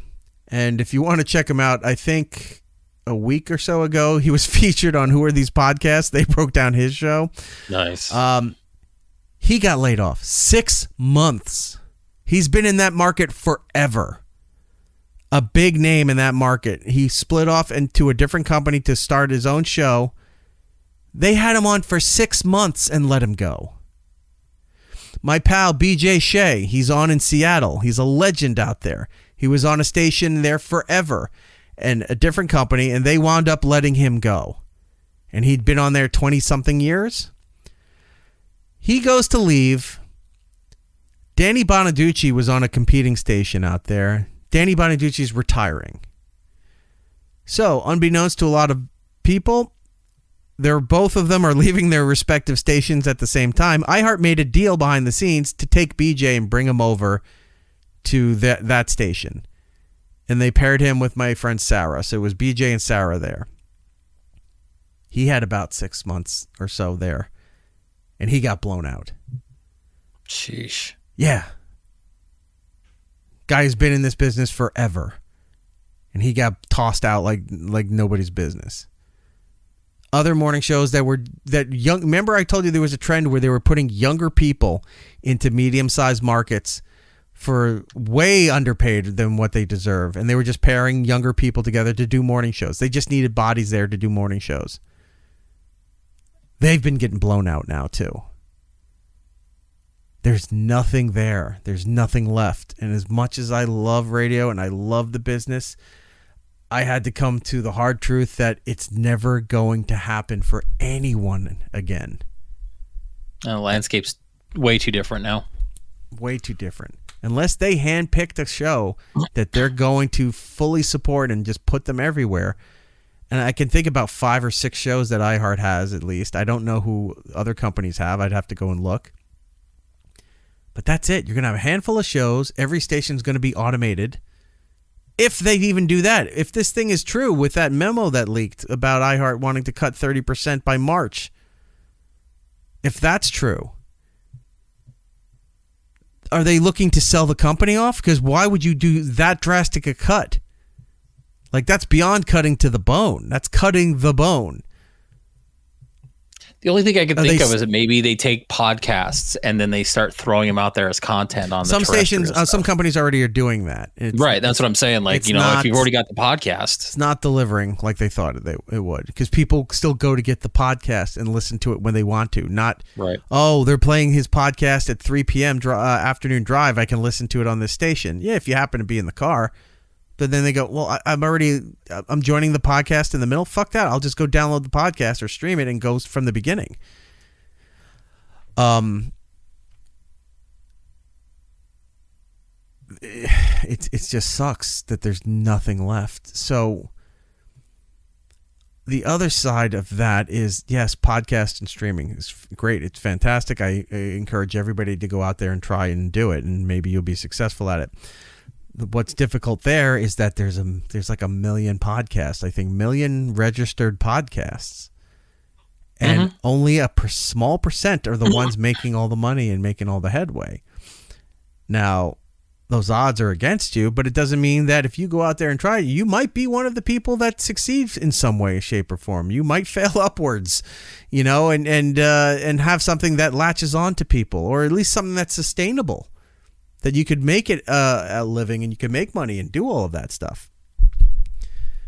Just radio is just not going to do it for anybody anymore. It's just not going to be what it is, and they don't care. None of the management at any of these companies care to make the company. They're looking to make it profitable, but they're not caring in the long run that there's no programming. There's no good programming. There's no programming that really anybody cares about. The what? They want the quick buck. They just want the quick return, and then a lot of these old coots that are running this stuff there have a few years left on their agreement, and they're just looking to get their golden parachutes before they leave and let the house of cards fall to the table as they slam the door from leaving the room. That's all it is. They're biding their time so they can retire with their money and give zero fucks about everything behind them. And that's the way the business is now. And the same thing is happening for television. And you can have streaming stuff there, but they haven't figured their streaming stuff out for television because they don't give shows a chance to succeed. If it doesn't succeed automatically, they cancel it. And they're like, we got to find something else. That show didn't work. It could have worked. We've talked about it, I'm not going to go into it again, but, Seinfeld would have been dead on the vine had they not given it a chance. Same thing with Cheers. The Office. The Office probably would have died after the first season. They don't give anything a chance, so then nothing grows, and they're like, oh, why is this failing? Because you don't give anything a chance. It's funny because we've been having these conversations about that, especially with Netflix and the way they do things, and I found out a really good friend of mine watched 1899, and it got me all heated up again, and I was so pissed off, and I'm like, They don't know what to do. They don't give the things that can last time, and then the things they can make a quick buck off of, they'll give 2 or 3 seasons of. Yeah, and I'm just like, I'm so upset. Well, there's nothing we can do as far as that, and the sooner all of you people that are in the business realize this. I've heard various reports from different markets that a lot of the older people are very shitty to younger people. As we don't like the young people. Excuse me, I had to sneeze. Been very shitty to the younger people because they're in fear of their own job. Oh yeah. But the younger people aren't really on solid ground either because they want younger talent, more diverse talent. Can you knock it off? They're not on solid footing either because they're getting paid next to nothing to do these jobs that should be either handled by multiple people or more qualified people. And it's just a matter of time that they're getting these opportunities, and God bless them, but they're just filling in, and eventually they're going to get blown out too. So there's no point with this radio stuff here. If you have a job currently, that's great, but start banking your emails, banking your archives. Make sure you own all your material. Make sure you have everything archived because it's coming. You think it's like, well, I'm still here. Not for much longer. And I'm sorry to tell you that. You're doomed. And there's no nice way I can put it. You're doomed. My favorite thing about doing all this is that literally, I think it was either this morning. Actually, no, last night we talked for a bit, and then we're like, all right, let's have a fun show tomorrow. Well, this is dour. Yeah. I'm so sad. I mean, do you want to go into the election stuff and be a downer there too? No, I don't want to talk about any of that stuff. All right. I just want to forget the hellscape that we're all going to be living for the next couple of years. Well, radio seemed like the lesser of the two evils to go down. It's true. So, You're right. But yeah, the election happened.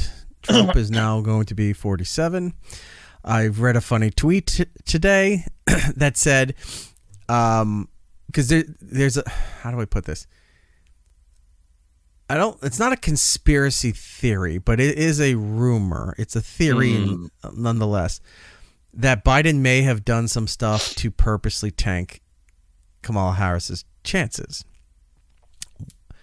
One of them was that he put the Trump hat on at that it's a bad fireman's look. thing. Number two is he decided to openly say that the people voting for Trump are garbage. Now, that's a playbook from Hillary Clinton when she called them deplorables, right? Yeah. But people have been thinking that was a more calculated, like hers was off the cuff because she hated him. Biden's might have been more calculated. Now, the third one that ties all this together isn't just people's hearsay. There's actual genuine publications that people view as being legitimate news sources are speculating for Election Day as to why Dr. Jill Biden, Cosby Jr., was wearing the entire bright red Republican pantsuit to go vote. So there were some newspapers who were putting all this together and saying, maybe not Biden, because his mind might not be all there. But is it his wife? Is it people around him that are trusted, that they're pissed that he got outed? Because obviously he's upset. Was this a long con after he was pushed out? If it is, look, I have my problems with Biden. And and what have you, but for the sake of entertainment, if that is revealed somewhere down the line, I will tip of the hat to President Biden, and I will lull Hardy for a long time, because that is fantastic. If that's the thing, you just don't see that kind of cunning anymore. Because I don't want to believe that's true, to be honest with you. But anything can be true nowadays. Nothing is far-fetched. Like you said, it's wrestling. It's all wrestling. It's all promotions. Now, outside of that, the next addition to that whole little cluster theory there was people speculating, what do you think life in the White House is going to be now? For the next 2 months? That she has to return to office. Rough. So my theory is that, because I saw that question posed a lot on social media, people that weren't giving answers when they posted, they're like, so what do you think their working relationship's going to be? What do you think the White House conversations are going to be? I think he doesn't talk to her at all. I think whoever his people that have to talk to her people will do that. But he will not be in the same room with her. He will not talk to her. I don't think he's going to take any of her calls for anything except official business that she has to be present with him. Like if it's some sort of memorial or boat show or some kind of legislation passes or something like that. Did you say boat show? Yes. I'm assuming that's what they're going to do for the last 2 months is just you see him on a boat down in Florida and they pull out, he's got the big Trump flag off the back of the boats down there. He's trying to break a champagne bottle, can't do it because he's too weak. I'm wondering, so I don't think he talks to her at all. I don't think he's seen with her at all unless it's in official capacity that he absolutely has to. I don't think he has any kind of address to. He's supposed to address the nation or something. Or did he? Did I miss it? He did today. Okay, I missed it. I'll have to go check it out. But outside of that, I know he has an official Christmas address that he does. I don't know if anything in a more. Do they do the pardoning of the turkey with the vice president? Yeah, that's there. No, that's usually just him on the White House lawn, okay. And it's usually like Al Roker or somebody fun there with him as they do all of that. God, is he still fun? But I mean, considering. No, I know. I guess. Other than if there's nothing other official, I think we see them at the inauguration. Yeah, they'd have to be. They'll be there. for the transfer and all that stuff. They'll be there, but I think that's it. Like, he's furious and he's pissed that he got pushed out. They knew better than him, and this whole thing didn't just fail. And this isn't gloating or any of that stuff. This is all legitimate information from what we saw that night.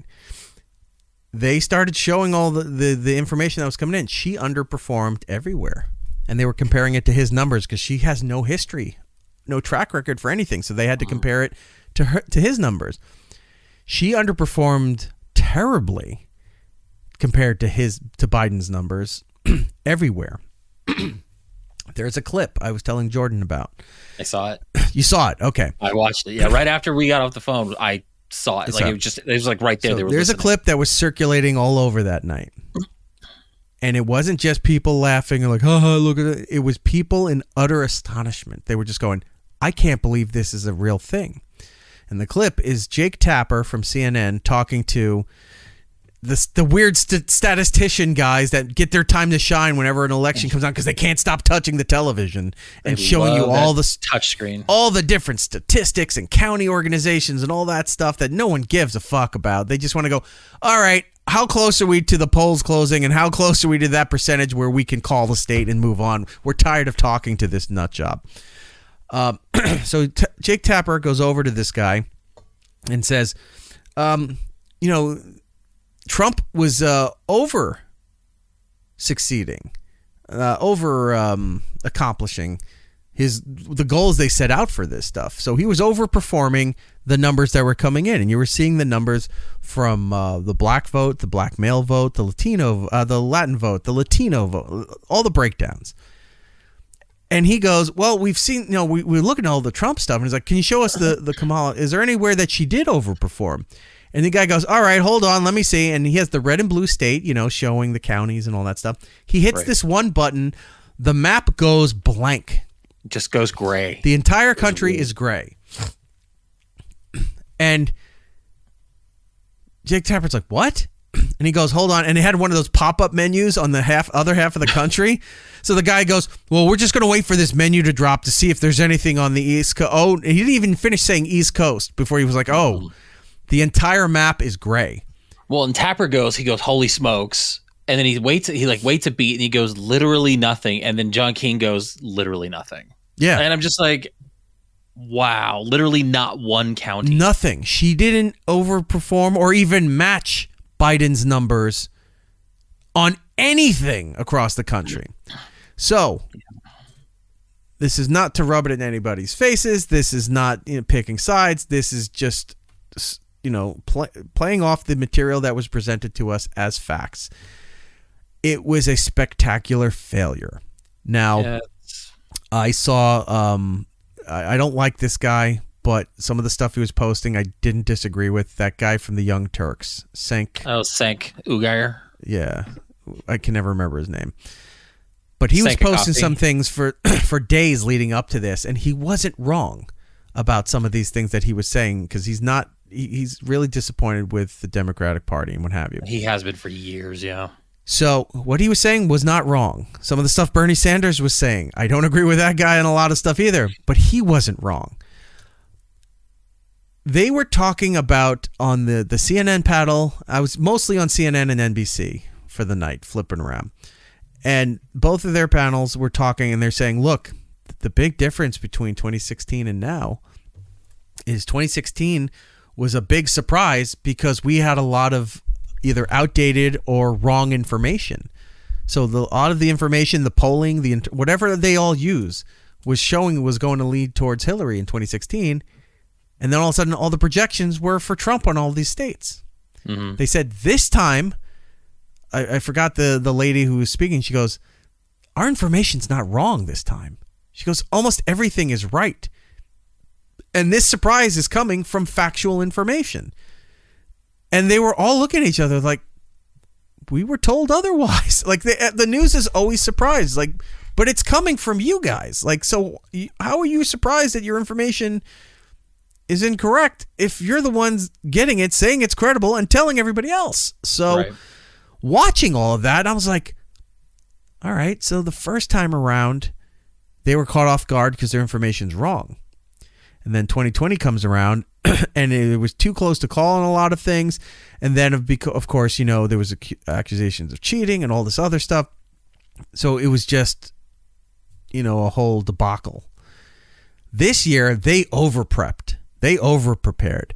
There was no problems with the voting machines. I think there was like 2 incidences that they talked about that there was problems with the machines, but they had independent councils that were made up of 1 Democratic advisor, 1 Republican advisor, 1 independent advisor that would go and look, and they all signed off and said, yes, this was a misstep. They're doing the thing to fix it. There were no problems at all. All the numbers were coming in. Everything was coming in there. All their information was right. And they were still surprised by what happened. And I think a lot of people were. And the next day was not good for a lot of people. No. A lot of people. So much so that I got a message. It wasn't just sent to me. It was sent to a lot of people. But it's somebody I actually knew. I'll say I didn't work with them specifically, but they worked at SiriusXM when we were there. They worked on another channel. And they sent out a message to a lot of people that said, here it is. If you're happy with the results of the election, that's great. Post about your excitement. It's going to make it way easier to figure out who to unfollow and block. And I'm like, what? So I wrote the guy privately. I go, I'm like, seriously? I'm like, are you okay? Unfollowed and blocked. Well, not blocked. He unfollowed. I was like, he didn't even respond to me. And I was just like, whoa, okay. And then I was checking in now and then, and I saw his following numbers going down. Not followers, his following numbers going down. I've seen various other people posting things like that. And we saw this in 2016. People weren't going to talk to their families. People were having meltdowns. People, whatever. What doesn't help is the people on the other side when they're, yeah, all right, they're excited, but they're also like target gloating, I'll call it, where it's not just like they posted that they're happy on their account and they didn't bother anybody else. It's where they were sending shit to other people to rub it into their face and all that stuff. And that's it's being a sore winner. It's not being gracious with that either, causing these problems. So that didn't help either. And, argument can be said, well, if they won, they'd be doing the same thing too. Right. It doesn't make it them any better than you. It really doesn't. But you could at least just go, all right, leave it alone for a little bit. And then pick things up and move on with your life. But I don't know. That's just me. Everyone's reacting different to the outcome of all of this stuff, and I don't know what to say to anybody at this point. I just kind of shake my head and nod. I'm like, how do you feel about that? What's going on? I even posted a thing on my Instagram stories. I said, it was bold. And I said, so how are you feeling today? And some people were getting mad at me, and I said, I had to put an extra comment on there. I wasn't being sarcastic. It's like a lot of you people, how you're doing. I was like, a lot of you people are losing your fucking mind. So I just put it out there. I said, how you doing today? That's it. A lot of people crying and complain, they're having meltdowns with this stuff, but then they're saying like nobody's checking on it. Like, I don't know why you need people to check on you. You're a grown adult. But like nobody, and that's what I did. I just went, how you doing? What else am I going to say? I should have said, maybe I should have said nothing and just let it be. But I was just like, how are you all doing today? A lot of other people were, I got a lot of DMs. People were saying that they're excited. Other people aren't doing well. Other people were mad. And I'm like, dude, I'm not rubbing it in anybody's face. I just was legitimately asking. I said, I've seen your account. You're losing your mind. I just was asking a question. That's all. So you can't even do that nowadays. It's so fucking broken between everybody that you can't even, like, some people are like, you can't even be friends if you voted for that person. Why can't you guys be friends? Because that's against me, and that's all that's... Okay, but I don't think that person's really malicious to you in real life, Doesn't matter. Those battle lines are drawn, and those social lines are drawn. People just are... If you're not with us, you're against us. And that's the new country, the new world that we live in. at least for the foreseeable future. Your thoughts, Jordan? Anything? No, my thoughts don't need to be on this platform. Okay. Not at all. Fair enough. Like there's just a lot going on and a lot to parse out and try to figure out, and part of it is because I have kids, I have a daughter, and stuff like that starts to affect me more. I know you have kid, and at some point things will start to kind of creep into your head outside of your sphere, and you'll be more cognizant of it. She's still pretty young, so you're not really thinking that far ahead, but I've got a teenager, she's going to be in these situations a lot sooner than yours. So like I'm more conscious about how that affects my kids and some of the things that are in theory could happen. I don't know. I can't predict what's going to happen. But it's a scary world. There's people I care about that, this can affect their lives. So I try to not just think of like, oh, okay, it doesn't affect me. I'm white male. Who cares? I get everything. Woo. But I'm not thinking about me. I don't need to. I've got enough things being thrown my way, being, light melanin skin and all that stuff. So it's women just will like what I tell them to like. So I just I'm keeping a lot of that off the internet. I'm keeping a lot of it off this show. It doesn't need to be out there. There's enough out there. I'm just gonna scream into the wind a little bit and then just figure out my life and just go from there. We've had this conversation. No one needs to keep knowing everybody's political affiliations anymore. I'm tired of it. I'm tired Ask not. What could be clearer? It's 2 words. It means don't I said ask. ask not. Ask not. Oh, he's this Saturday, isn't he? He is. Bill Burr will be hosting Saturday Night Live this Saturday. See, look. See, Tom knows. Look, Jordan can snuggle his ruffles. You got ruffles? Tom, you're not wrong, buddy. I have a package from Tom. I have to go pick it up. I haven't had a chance to go over to the office. I wonder what's in there.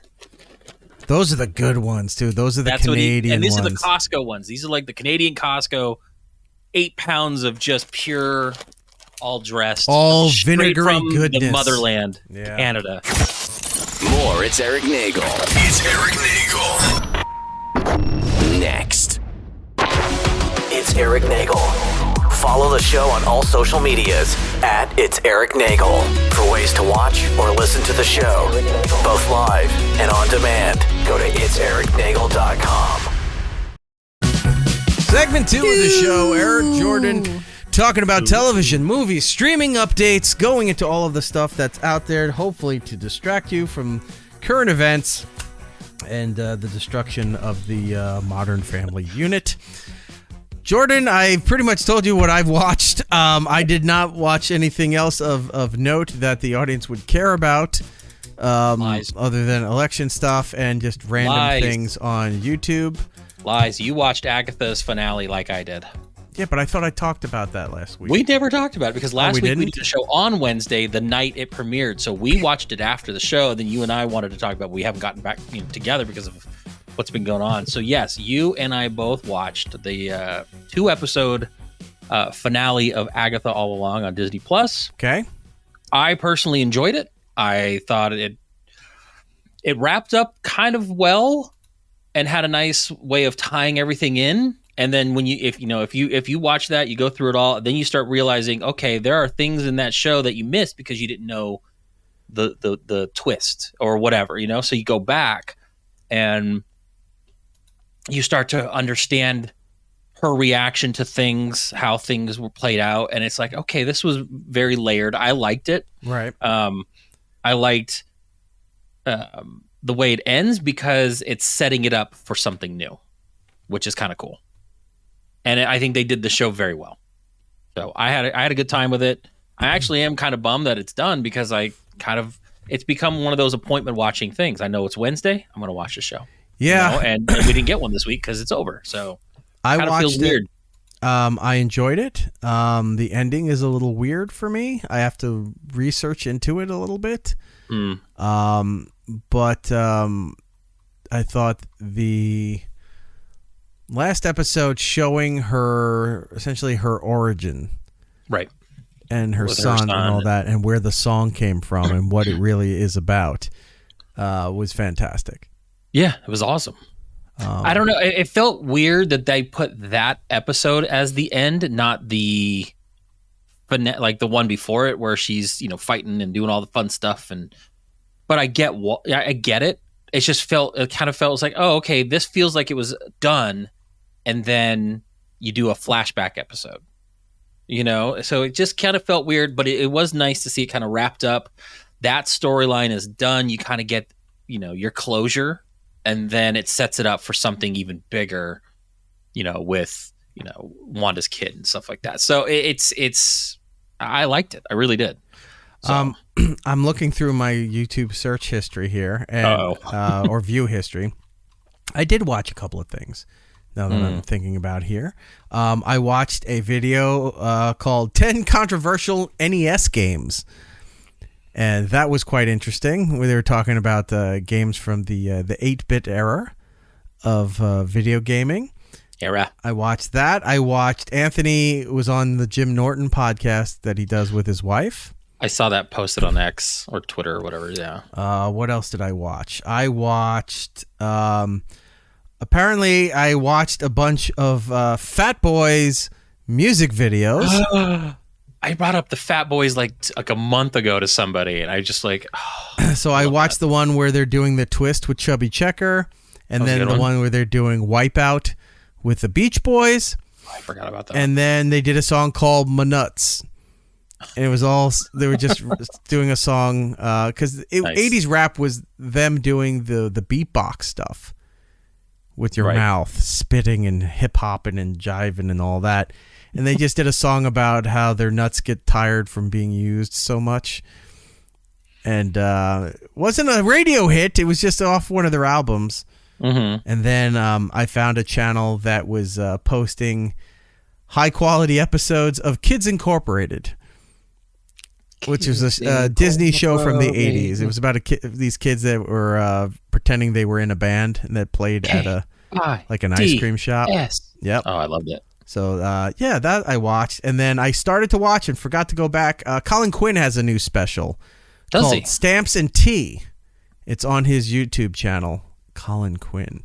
So he breaks down the election and the mindset of the country going into the election.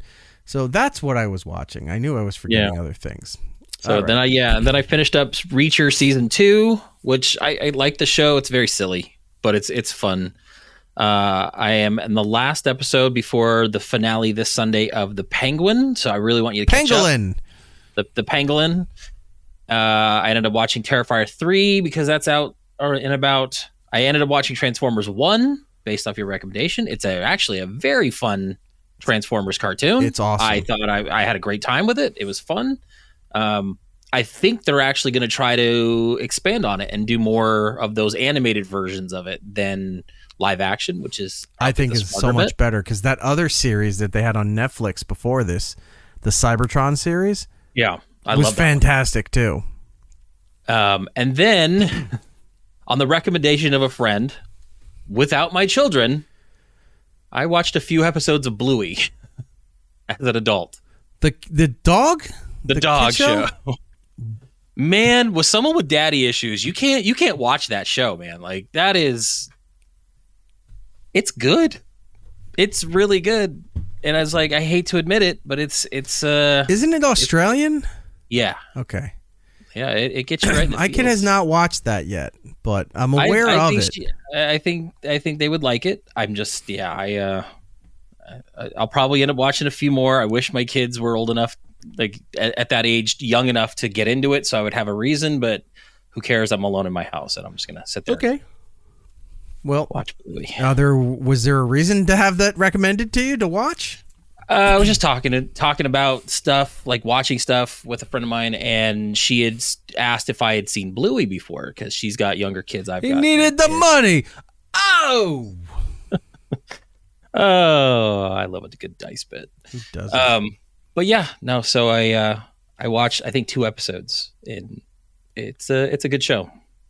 It's one of those ones where it's like I kind of wish my kids were young enough to be into it early on, like because they were just past that age of caring. Because like my kids were into, like Tinkerbell stuff. Like we were into the Tinkerbell, the fairy the movies and stuff like that. And then the boy was into, actually my daughter was into that one show I recommended for you, Octonauts. We used to watch Octonauts a lot, teach about all the ocean stuff. Love that. And then the boy got to an age where he was into a little bit of the Sesame Street bit for a little, and then YouTube just took over. Like he was just into all that stuff. So yeah, I lost the ability to watch any of those younger shows that I can get into without having to be creepy about it. But too bad. Yeah, So there's nothing in that aspect that I watch that I would venture out into my own. I think the last time there were shows like that I would watch on my own, I think it was like Fairly Odd Parents. Mm-hmm. Because there was so much adult content in that show hidden under there. Yeah, I like those kind of shows, like when they kind of just give you something. I mean, look at how into the DuckTales, the revival show we were into. Right, but that wasn't even for kids. That was good at that point. That was for like young adults and stuff. Mm-hmm. Fairly Odd Parents, and there was another one they used to do, Jimmy Neutron. I'll say I never watched Jimmy. And they used to do crossover episodes and stuff too. They had like crossover movies. It's pretty good. Fairly Odd Parents, a lot of great content. I got to go back and watch that again because there's so many great drops I could pull from all of that. Okay, yeah, that's what I've been watching. All right, moving on. Out right now in theaters, Heretic. What is that? It's a Hugh Grant kind of indie, I think horror, where he's these two like Mormon girls are going house to house, trying to spread the good word. Okay, and then I think he takes them hostage inside his house. And he's like, yeah, it's weird. It's like an A24 like indie horror. I haven't seen too much on it. I've heard good reviews, so I'll probably check it out at some point. I haven't really been hitting the theater a lot lately, so I'll probably wait till it streams and check it out. But yeah, it looks interesting. Hugh Grant plays the bad guy, and he just looks like creepy. And then what is the best Christmas pageant ever? Why would you think I cared about that? No, I know you like Christmas. We got a lot of viewers into the Christmas stuff. It's a new Christmas movie actually going to theaters. It's not like a streaming or Hallmark thing. It's actually going to be in theaters. So it's just a good family, wholesome Christmas movie. So okay, go check it out. Who's in it? Oh God, what's her face from? Let's see, what's it called again? What's her face and who's that guy? Yeah, who's that fella? Best Christmas pageant ever. It's right on the tip of my tongue, too. Okay, so it's Judy Greer, Lauren Graham. Pete Holmes is the dad in this. Okay. And then a couple younger actresses to play the kids. So Poor man's Jack Tripper. Yep. That's what you're right. That's what I kind of feel like he is. Jack Tripper. He's John Ritter. Yeah, well, it's not fine with me. That was good. Quick side note before we tell you, I'll tell you what else is out here, and then I got to show you something. Also out now, right now, Arcane Season 2 on Netflix. And a great special that I bookmarked, I haven't watched it yet, on Disney Plus, the music of John Williams. I know. I'm just going to sit there and just let it play in the background for days. Yeah. So I'm going to go watch that. Before we get into the regular news stuff of what's going on, I had an alert that the Music League competition thing that we're in, right? Right. That the voting was done for the one category and a new category opened up. Correct. But the current current category that is available was the one, it was called Get Naked, and you had to select two songs that you would strip to. Oh, wait, did you see what I put? What, your choices? Oh, yeah. One, I see, yeah, you put the fucking theme to Full House. You don't want to see me stripping the Full House theme song. And then you put Gangsta Boo, Can I Get Paid? I have no idea what that song is, by the way. I just legitimately just found something weird. So you came from the same school of thought as I did, because I put one that fits the category and one that doesn't. Right. And I thought the one that doesn't would have caused more of an outrage, and I just realized how lame and pathetic everyone is in this league. Correct. Especially our pal Hollywood agent Rob Stark, who is being beaten by Tom from Alberta currently in the standings, which and I'm sure he will not stand for it. So I put Maniac from Flashdance. I saw that. Classic song, right? Did pretty well in the votes. Now the other one I put, which I was hoping. I just saw your comment on mine. That's funny. What did I write? For the it was theme one song. of you two. This is either Rob or Jordan. That was yeah. That's good. The other song I put that I thought was either going to get all the votes or get all the complaints, and it got neither, and I'm disappointed in everybody. The other song I would put for the category, what song would you strip to, is Susan Vega's Luca. You got one vote. Now, it's good stuff. I don't think they know the song or they know what the song's about. Probably a little of both. Now, if they knew what the song was about, they would probably laugh but yell at me. And that's kind of what I was going for. And if you don't know what Luca is a song about domestic violence. It's about a lady who lives in an apartment building telling somebody else in her apartment building that if you hear something upstairs, just don't. It doesn't matter what it was. Yeah, don't worry about it. She's got a black eye and all of that stuff. And I was like, well, what's the other end of the spectrum that I could put on this here? So that's what came to mind. And I thought somebody would have laughed at it, or I thought somebody would have yelled at me for it. And I got 9. No sold. Yeah. I still got 2. I got 2 votes for my Full House theme song, though. That was good. I got called out on the song that Rob voted for. Rob put up there. One of his selections is by a band called A Great Big World, and it's called Say Something. It got 0 votes. Mm-hmm. And his comment was, if you didn't vote for this, you have no flair for the overdramatic or performance and are probably Erik. It's true. It's true. What's the next category that we have, by the way? I haven't looked yet.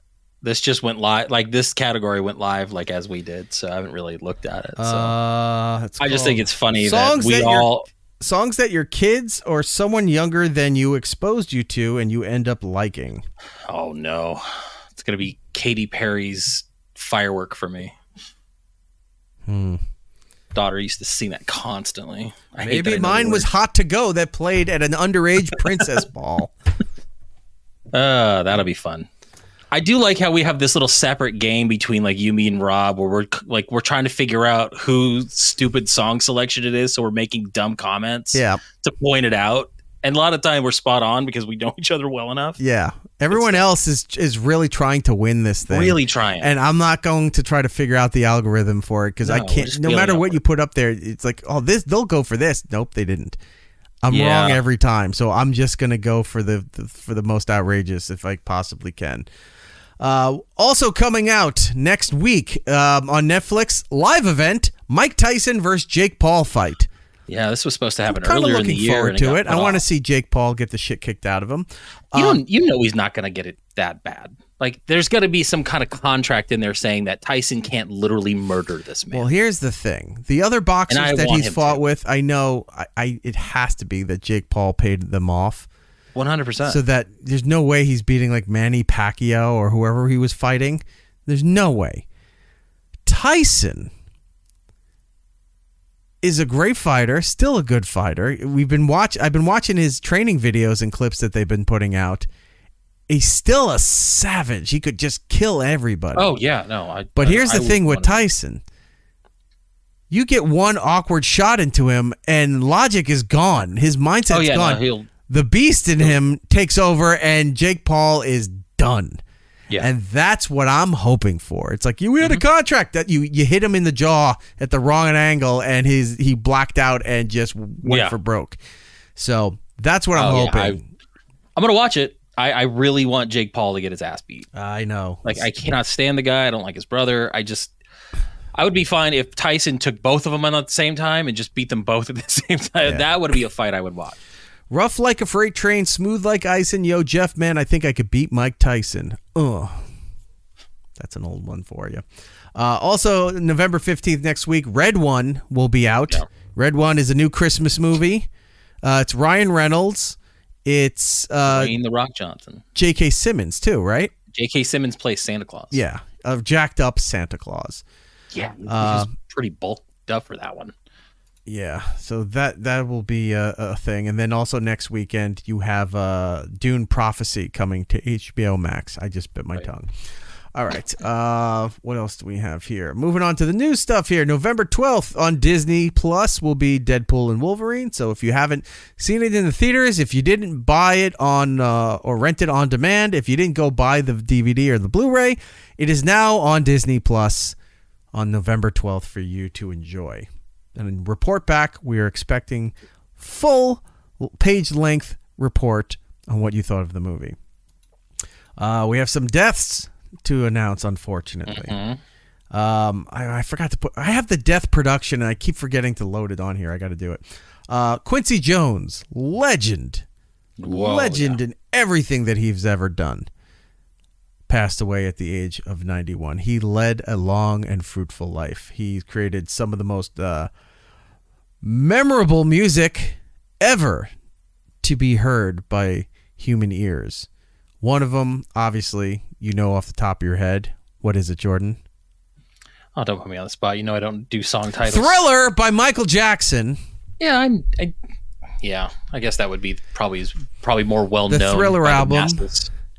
He was responsible for getting Eddie Van Halen for the guitar riff for Beat It. Mm-hmm. The Fresh Prince of Bel-Air. He created that show and produced it. Maybe more of Jordan Speed. Bossa Nova Baby. Oh, yeah. From Austin Powers. Oh, yeah. The legendary theme song to Austin Powers. All done by Quincy Jones. And then countless other music projects. And like he's the producer that every other producer has to look up to for the rest of time. He is the guy that you look up to for all that stuff. So unfortunately, he passed away the age of 91. Did they say what he passed away from? Let's see. I got the article in there. Just said that he passed away home in Bel-Air. I mean, there's no really. I mean, he's 91. I mean, at some point when you get past a certain age, even if it's something, who cares? You were 91. You had a good life. You did it. Well, yes, he definitely did it. And then somebody else near and dear to the lives of Gen X people has passed away. Goodbye. He is Elwood Edwards. He is the voice of AOL. Yeah. Gone at the age of 73. He's a voice actor, radio announcer, advertising pitchman, and briefly a weatherman as well. But his biggest claim to fame are 13 different words that he said for the AOL service. Now, if you're not of an age where you understand what AOL is, it stands for American Online, and it was really the first internet hub.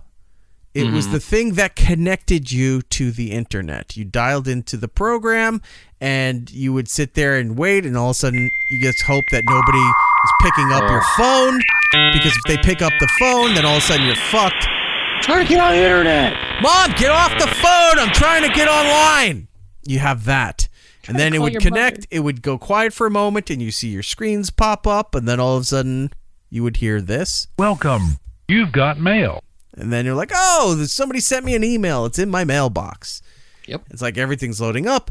The thing was, it was a closed world. It wasn't like you can connect to the internet now, go onto Google, go onto different apps and streaming things like that. Everything had to be funneled through AOL. And at the time was great because it was a one-stop shop for everything. But when people started to realize the limitations of being in the AOL world, that they're the ones that invented keywords. So like if you put in keyword Tonight Show and you put that in there, it would take you to a page with Jay Leno's Tonight Show or the Today Show, any of those kind of things. It all came through AOL. But when people started to realize that, well, hey, there's more we want to do, but we can't just do it because AOL is keeping you in this center, this hub. Then you started to get stuff like DSL, which was a faster connection than regular dial-up, and you could connect to the internet, and you just needed the browser, which was either Internet Explorer, or what was the other one? Nexus? Or no? I can't think of the other one. Me neither, because it was before Google, so you weren't getting Chrome. No, Google wasn't even there yet. Yeah, you weren't even at that point. was like, I think CompuServe had one too, and whatever. But anyway, Netscape had their own thing. That's what I'm thinking. I think it was Netscape. Was it Netscape? Was a browser because you had Internet Explorer through Windows, and then you had Netscape. And Netscape also had its own thing where you could dial in through Netscape too if you wanted to have the whole. Well, both of them were literally just throwing discs of free minutes to people. I mean, you'd go to a grocery store and there would be a bin that you can grab. Sam AOL Goody. disc. If you were at a music store, they had them right there, and they take it. It's like, dude, don't get that disc that has 700 hours. This has 1,500 hours for free for the month, or whatever the time period. You get 1,500 hours for free, and then when it was up, then you started paying for it or something. Yeah, I mean, it was amazing for the time, but then quickly became obsolete because it's just like I can't do enough here. We outgrew the modality of the world, but all of a sudden you'd be sitting there, and all of a sudden you'd hear this noise, and you're like, "Oh shit, what is that?" And you find out you got an instant message from people. They invented essentially what became texting. Now chat rooms, all of that crazy. came through AOL. So you had what eventually became its own separate software at one point, AOL Instant Messenger. You had your screen name, you'd log in, and it would show you there, and you like, oh, there's my list. Oh, somebody came online. Hey, there's my friend. He's there. Now I can click on him and send him a message. Hey, what's going on? Hey, man, I haven't talked to you in a while. How you doing? Oh, he left. Fuck. All right, now I can't talk to him anymore. What's going on? It's funny. My screen name that I use for everything, my Gmail Jordan's account. online. Oh, hey, everybody. Jordan, how are you doing? What is going on with you and the... Oh, fuck. I didn't even finish the message. Yep. That's why you had to start abbreviating things and emoticons and things like that because you just didn't want to type everything out. I know. But yeah, Jinxed Ronan. Wait, my dad's online. Dad, I need money. I ran out of my... Oh, fuck. Oh, gotta go. I'm stuck at college now. I'm going to have to get a job. Yeah. So no, the Jinxed Ronan was my original AIM handle, and that I've continued to hold on to for all my social media, my emails, all that stuff. So yeah, that's where that came from. That's how I've had it that long. I had 2 screen names back in the day. One was E-Rock Radio, and that I had before O&A, before all of that stuff there. I eventually used it for that stuff there. But yeah, I had E-Rock and another name that I would use. And then sometimes you would... this is how petty people got really early on with the early days of the internet. If you think somebody blocked you, they would make a new one. They would make a new instant messenger account, and then you had to manually type in the names. Mm-hmm. It wasn't like you had your information there. So you go under another name and you put them in there, and you go, motherfucker's online. He's right there. But you go back to your thing there. It's like, oh wait, here's the list. Oh, he's gone. Oh crap! But he's over there. You log into the other name. There he is, and you're like, all right.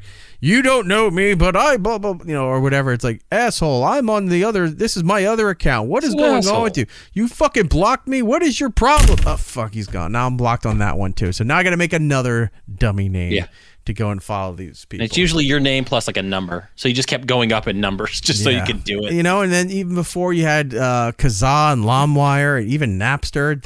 It was also people started to figure out that Instant Messenger was a file trading service. Mm-hmm. It's like, hey, I got, when wasn't MP3, MP2s, I think were the first one, right? The easy music change was it thing? M4A?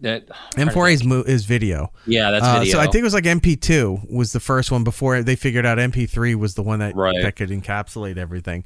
But yeah, it's like, hey, I got this new song. It's not even out yet on there. How did you get it? Oh, it was a website that had it there. And all of a sudden, like, all right, I'm sending it to you. And then all of a sudden, file's done. Then you're like, oh, where did it download? I don't know where it went. I want to hear the new song. I want to see the... So I got the new Linkin Park and enough viruses to kill my computer. I want that black and white photo of Alyssa Milano topless, or there's a Pam Anderson photo that everyone was sending around. Where is it? I'm sending it to you right now. File's done. Perfect. You go to click it, and then it's line by line. You're waiting for it to render. Oh, and it's loading, so it takes forever because you got the 14.4 megabit connection. You're like, I don't even have the fast modem. Yeah. But anyway, I just want to just go downstairs and like slap my kid and be like, you don't know how good you have it. I know. You little bastards. Back in my day, we had to sit there and dial up with the modem trying to connect to the internet We didn't have the fancy Xbox where we could just connect. Oh, well, maybe now he's like, I'm sitting in the waiting room for Call of Duty Black Ops 6. I'm sitting here waiting for 10 minutes for people to come in here in order to play a game. Back in my day, your parents picked up the phone. Your whole thing was screwed. My pornography everything was disconnected, pixelated. and all of a sudden you're like sitting there and like, all right, I'm almost done downloading this. Goodbye. Wait, what happened? What happened? Nope. Did you pick up the phone? You had to get 2 different separate lines for your house just to run the terrible modem. God, the internet sucked for a while, didn't it? Well, we didn't know it sucked back then. And now I can play Mortal Kombat with my friend in Vietnam. It sucks now if we had to go back to that. Oh, I would die. Although that might be kind of fun if we had to go back to Instant Messenger, where you're just sitting there, you have your phone and you're driving. Like, oh, fuck, who just showed up? Is it somebody I want to talk to? Oh, it's that girl that I like. Hey, how are you doing? It's been a long time. Damn it. All right, she blocked me. All right, what can I do? What are you going to do? All right, well, Godspeed to Elwood Edwards, the voice of AOL. You've got mail. Moving on, Boon Joon-ho's Mickey 17 changes release date. What is this? The horror movie? No, this is the one with Robert Pattinson. Did you not see the trailer for this one yet? No, I did not. So basically, this is a movie based off a book called Mickey 7, and basically it's a story of a space colonist. And why does it say 17? They changed it for the movie. Oh, I thought you so had they a can typo. just about to yell at the you. book is Mickey 7. The movie is called Mickey 17. First of all, they're pushing it back from January 31st to April 18th, 2025. The reason why they're doing it is they want to release everything in IMAX because they know that IMAX is bringing in the big dollars, the big widescreen formats. Oh, you're back. You need to put that in there from now on. That's how we do things. But the basic story is that he plays a space colonist that is expendable.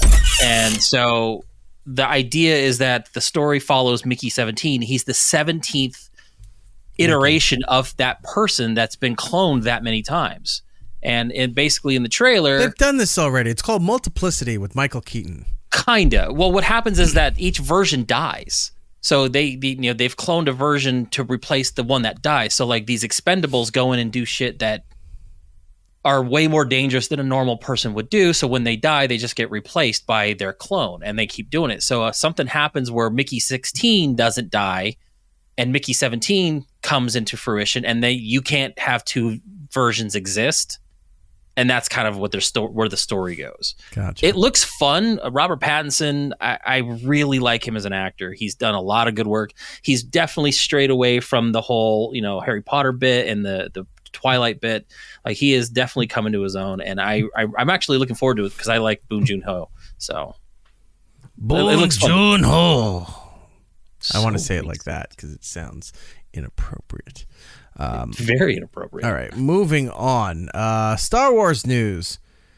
Simon Kinberg to write a brand new trilogy continuing the Skywalker saga. There's mixed reports on this. People don't want another Skywalker saga. And I don't want a Skywalker saga. Really? I think we need to move away from this one dysfunctional family and explore what this universe can really bring. Look at Andor. Andor is fantastic. You know what it didn't have? Jedis Wookiees. running around, and maybe it did have a Wookiee. I don't remember. But it didn't have the deal with the Skywalkers. Like you had a good story that told something that didn't have to be bogged down by your dysfunctional fucking family. So I think a new trilogy focusing on the Skywalkers in some iteration. You don't understand how this all works, man. You don't understand. You got to put a chick in there, make her lame and gay, and then now you're going into another trilogy where there's got to be nepotism. So you got to have Star Wars. Like you find out that Leia's grandkids or whatever are now Middle management. Yeah, that's where it's all going to go. Yeah, so Kinberg is going to be writing a new trilogy. Lucasfilm obviously producing with Kathleen Kennedy. Kinberg's done some good stuff. He actually helped write the first 2 Deadpool movies. He's big into. I have no problem with him. What was that? I have no problem with him. No. I'm aware.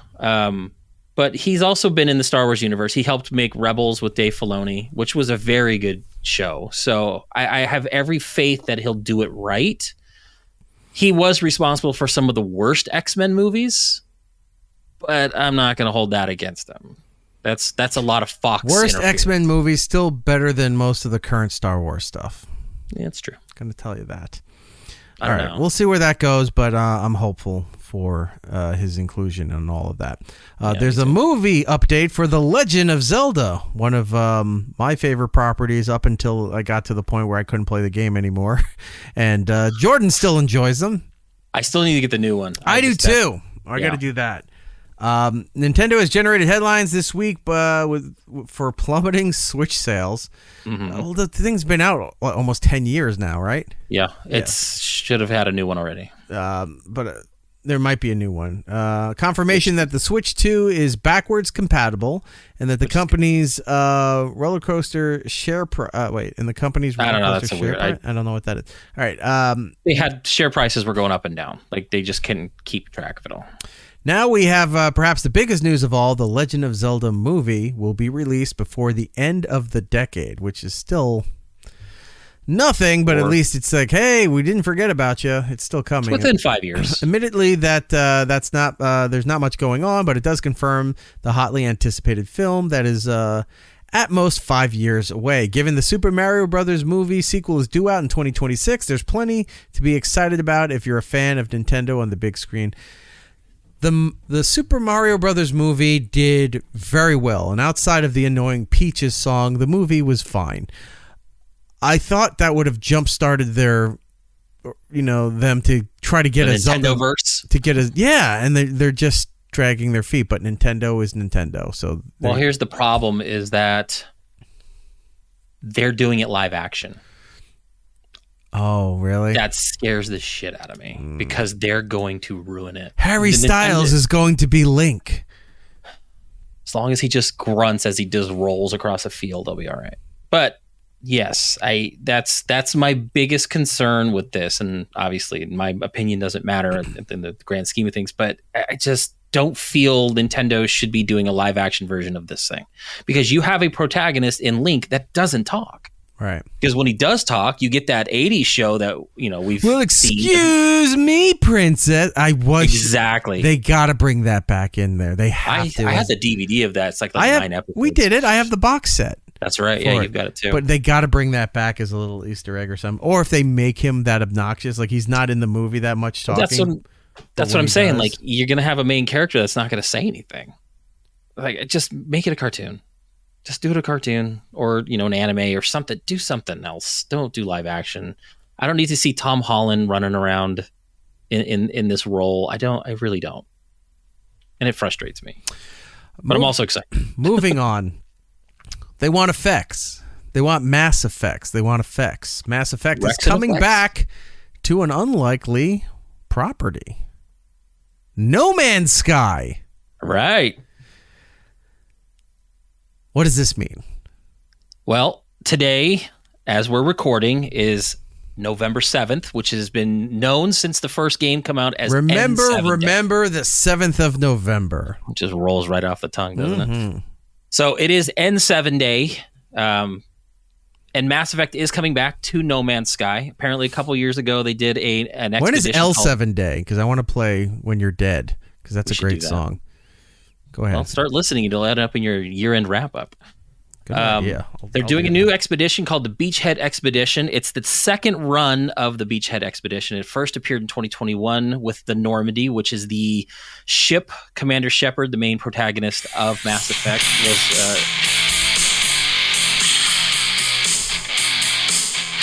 You don't know this song? Oh, I know this song. Oh, okay. Sorry. Go ahead. I'm setting it on replay, so it'll be at the top of my chart. Yeah.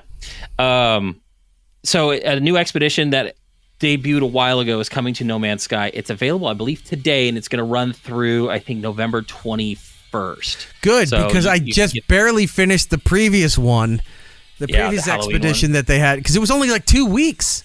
Yeah, that's the problem, is that they're running them short. Like originally, you didn't get a chance to do it, did you? No, but this one I'm excited about because Mass Effect is one of my favorite games. I've run through the trilogy I say trilogy because they made a fourth game, Andromeda, that wasn't that great, so I didn't really care. Right. So the original trilogy is fantastic. One of my favorite games. I've replayed it, I think, numerous times. I met the voice actress who did the female version of Commander Shepard. Like, I really am into this. I am excited to get into No Man's Sky, to get the Normandy and do all that stuff. And it's always nice, like, when this comes around, because they usually announce new stuff. I know they have a new game in the works. The problem is a new BioWare game just came out with Dragon Age, so they kind of decided not to bring... I do like that song. It's a great song. Go ahead. Anyway, so they kind of kept a lot of the new Mass Effect news out of the headlines this year because of the new Dragon Age game. They're trying to keep that promoted. So, all right. Well, but it's gonna be good if you want to do this and actually be around instead of being there for your kids like a dad. I know, what a dick. Sorry. If you want to come play No Man's Sky, I'll do the expedition with you. Okay.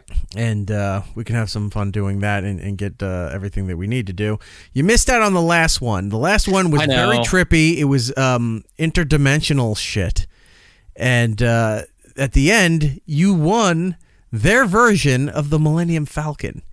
Yeah, but if Rob is right, at the end of the year, they'll open them all up and I can probably redo it. So did they do it for the other ones last time? I believe so. Okay. Well, I got it. I souped the shit out of it. And you pimped your ride, as it were. I think it hovers like the Sentinel ships do. Oh, yeah. Because I sat there and I came to a full stop and my thing was still, like, I didn't land or anything. I was just kind of hovering there. I wasn't floating into a mountain or anything. So, yeah, I tweaked that up and having fun playing with the Falcon right now because I'm learning to do the flips, like you're going through the asteroid belt. I'm hitting the controller and trying to do the rolls, so it's like the Falcon would do in Star Wars. A lot of fun. So hopefully at the end of the year, if it's opened up, you can get it. By the way, I forgot to mention. Yeah, you're looking very. I'm wearing that Royal Caribbean. Wait, where is it? Right there, that Royal Caribbean shirt that somebody sent me. Whoever it was didn't tell me, didn't leave me a name or anything. So I still don't know. Weird. But I decided to wear it today. It's very comfy. It's very nice. Anyway, so yes, Mass Effect coming to No Man's Sky. So I'm looking forward to that. And hopefully Jordan will come do that mission with me. I'll come play. Well, the other thing that they announced also with that is that they're doing cross-save and cross-play on all platforms, which means I can buy it for my Steam Deck and I can just lay in bed and play with you guys. Rob was trying to say, my feet up and doing my nails. Rob was telling me that he's like, now you can just get it off Steam and get. I go, yeah. So let me stop paying for the Game Pass that I'm already paying for to get the game for free and start paying for it on another streaming service. Well, here is. I think what he is probably more trying to push you toward is that, remember when they get big updates and I'm playing on my PlayStation, he's playing on Steam, and you're sitting there twiddling your thumbs because your Xbox doesn't get the update for another 24 hours? Shit, you're right. That is the problem. So when we want to do something and you're sitting there going, I can't do it because my Xbox won't update. Why is that? Did we ever figure that out? Why Xbox? Doesn't Xbox own that studio or no? No. Okay. No, this is a Hello Games, and it's based out of England. It's like a small studio. Like they are not owned by any big entity. They're not part of PlayStation. But just for some reason, Xbox gets the push last. Well, and if you think about it, it's like with Android and Apple. Apple, when you get an app update for your Apple phone, it's Apple. They have pushed it out to everything. They have one platform, one entity. They can do it. When you have Android, every carrier has different specifications. Every phone is different. So a Verizon phone may not get an update that all the Amazons. Sorry, you were saying? And so like everyone is going to be different. So the updates don't go out at the same time as if they were with that. Gotcha. I think with cross-save, cross-play, they're opening it up to being able to service all these platforms at the same time. So you may see those kinds of things happen, but it won't be right away. So that's why I think Rob wants you to kind of come over to the other side of things, because then you'll have the updates. All right, then I'll look day into of it. Like we do. I'll look into it. I'll buy it, and then I got to figure out how I can save it from the Xbox over to the Steam then. Right. And do all that. And I saw in the chat, hello, Jake Hudson. How are you? Hi, Jake. Nice. Moving on, Mass Effect's television series at work at Amazon. So they've officially announced it's in development for MGM Studios. This is all There's really not a lot of information. I know they were kind of flying the idea of... Back in 2021, they were talking about doing this, and they finally, 3 years later, they've announced that it's happening. So that means we're not going to get it till end of 25, if not beginning of 26. Right. Now, the hope right now is that they'll do it right, because Amazon tends to throw their money behind things and do things a little bit better versus Paramount, who botched the entire Halo series. I think when we see Fallout doing so well and doing well with Amazon, I think I have more hope that Mass Effect would be done right, because the story is huge and you need the money behind it, and you definitely need someone that's going to do it right. And I think Amazon will probably do that. Maybe if this gets enough attention, they can talk to Valve, maybe start making like a Black Mesa. I'd watch a Portal one or a movie. Well, Black Mesa can lead to Portal. It's true. You know, so you start with Black Mesa and where did it originate? Half-Life, right? Half-Life, yeah. Half-Life leads to Black Mesa. Black Mesa has the big fucking problems that we don't really fully know. It's like the noodle incident in Calvin and Hobbes. You know it was a big deal, but you don't really know the details as to what happened. And then it leads to Portal. That's 3 different franchises, 3 different properties under the same franchise that you could bank on. Sci-fi, and you got your run 'em down, gun 'em action stuff. Tom in the chat is asking. I would love to watch an entire show where fucking J.K. Simmons just does Cave Johnson stuff. I just want to see Cave Johnson commercials. I want to hear his motivational speeches. There was a line. I told you about my Cave Johnson shirt that he signed. Yeah, right? I'm really jealous of that. That was really good. There is, let me see if I can look that up while we're talking about this.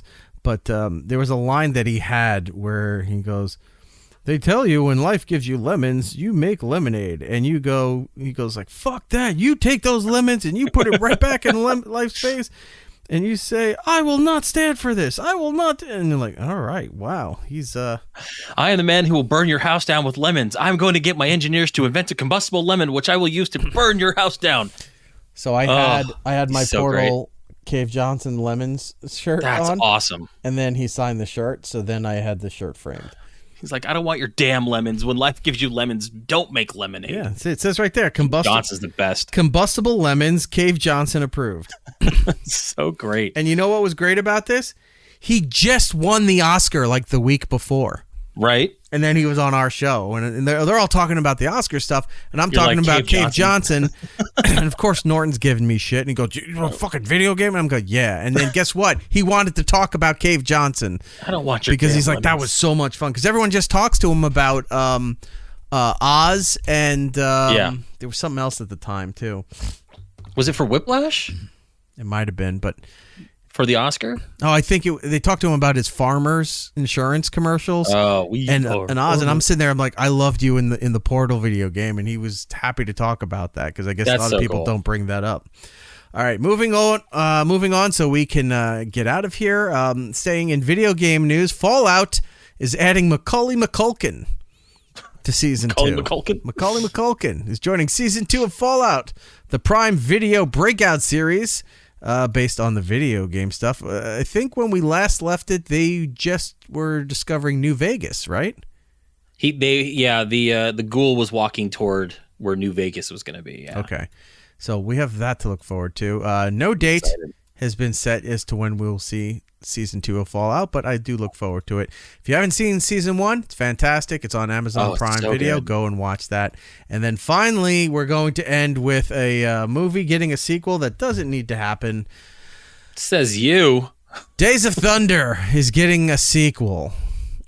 Supposedly. Hollywood Reporter had an article saying that Tom Cruise is in talks with Paramount for a potential follow-up to the 1990 NASCAR drama Days of Thunder. Now, yes, this is possible because he talked them into doing a Top Gun Maverick, and that officially brought the movies out of the brink of collapse during the pandemic. He delayed that movie just so it would release in the theater. It wasn't going on streaming. Huge movie buff. Like, he is gums out, eating popcorn, laughing his ass off in a movie theater. And look, it's not like he doesn't have enough credit to pick and choose what he wants to do. But outside of just being a successful actor, being a producer, the Mission Impossible series, everything he touches, if he has his hands on it, does well. So they would probably go, I would like to go back and what was the movie that he did where with Rebecca De Mornay? Oh, that was a Risky Business. Risky Business. So like if he said, I want to go, you know what? Screw that. I'm going to go make Cocktail 2. Oh my God. Okay, sure. It's like, and I want the whole soundtrack to be Miami Sound Machine. Okay, Tom, whatever you want. Here you go. Right. Here's $11 Here's billion. the Brinks truck full of money. Exactly. Right. And also just want to jump out of a plane for no reason. I'm thinking of doing a remake of Rain Man, but I play the Dustin Hoffman role.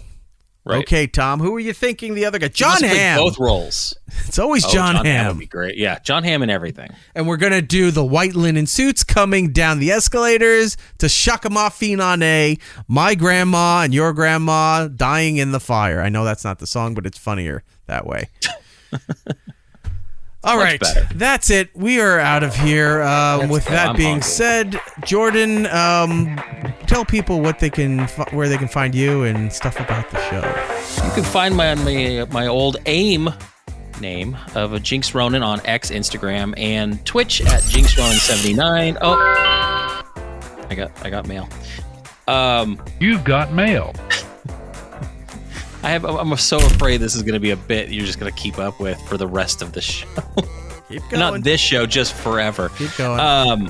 Make sure if you guys are subscribed to Amazon Prime, use that free subscription and re-up and follow the show on Twitch. I do it myself. In fact, I just did it today. So do that and like, subscribe, hit that little bell on YouTube, find out what we're doing and follow along. It'd be great. All right. Thank you very much. For me and the show, it's Erik Nagel across the board on all the social medias. If you're listening on the iHeartRadio app, thank you for doing so. If you're listening on Apple, Spotify, any of the other places that you get your on-demand content, do us a kindness. Go over there. Leave us a positive review. It does help out the program. If you don't do it, we'll know. But you can join us live each and every week as we do this show. If you're not listening to the audio version, hop into the live rooms and check out the live show on YouTube and on Twitch. And we also are doing Twitter now, all under It's Erik Nagel. You can find us on those platforms. And I think that's... Oh, I hit the wrong button. There's the thing right there on the screen. In case you didn't see it. Audio people, I already told you. So we are good to go with all of that. We're done. We're tired. It's been a night. It's been an exhausting week. It's going to be an exhausting holiday season. And it's going to be an exhausting start to 2025. So. Like, I feel like Thanksgiving's about to be steamrolled. Like, we're about 2 weeks away, literally, from today, and no one's giving a shit. Do you think we could go and be like, remember the rules we had in place during the pandemic where you just had the holiday at your house and you didn't go anywhere? Are we cool with just not going anywhere to do anything this year? And everyone goes, yeah. It's like, great. I'm just going to pick up my turkey. I'll do it at home. Yeah. And I'm just not going to see anybody this weekend. I'm going to take the 4 days and just, relax in my pajamas and forget that the world exists for a while. Is that cool with you? Can we do that? Works for me. Okay. Fantastic. Until the next time, everybody. Be excellent to each other. And we'll be seeing you. It's Erik Nagel. I really did the best under the circumstances of a person who hates people and yet had to be amongst them. Alas, we're out of time. Follow It's Erik Nagel on social media platforms. For ways to watch and listen to the show, or join us for the live shows, head over to itseriknagel.com. Yo, and remember to tell 2 friends so they can tell 2 friends, and they can tell 2 friends, they can tell 2 friends, they can tell 2 friends. You get the idea. Keep it real, homies.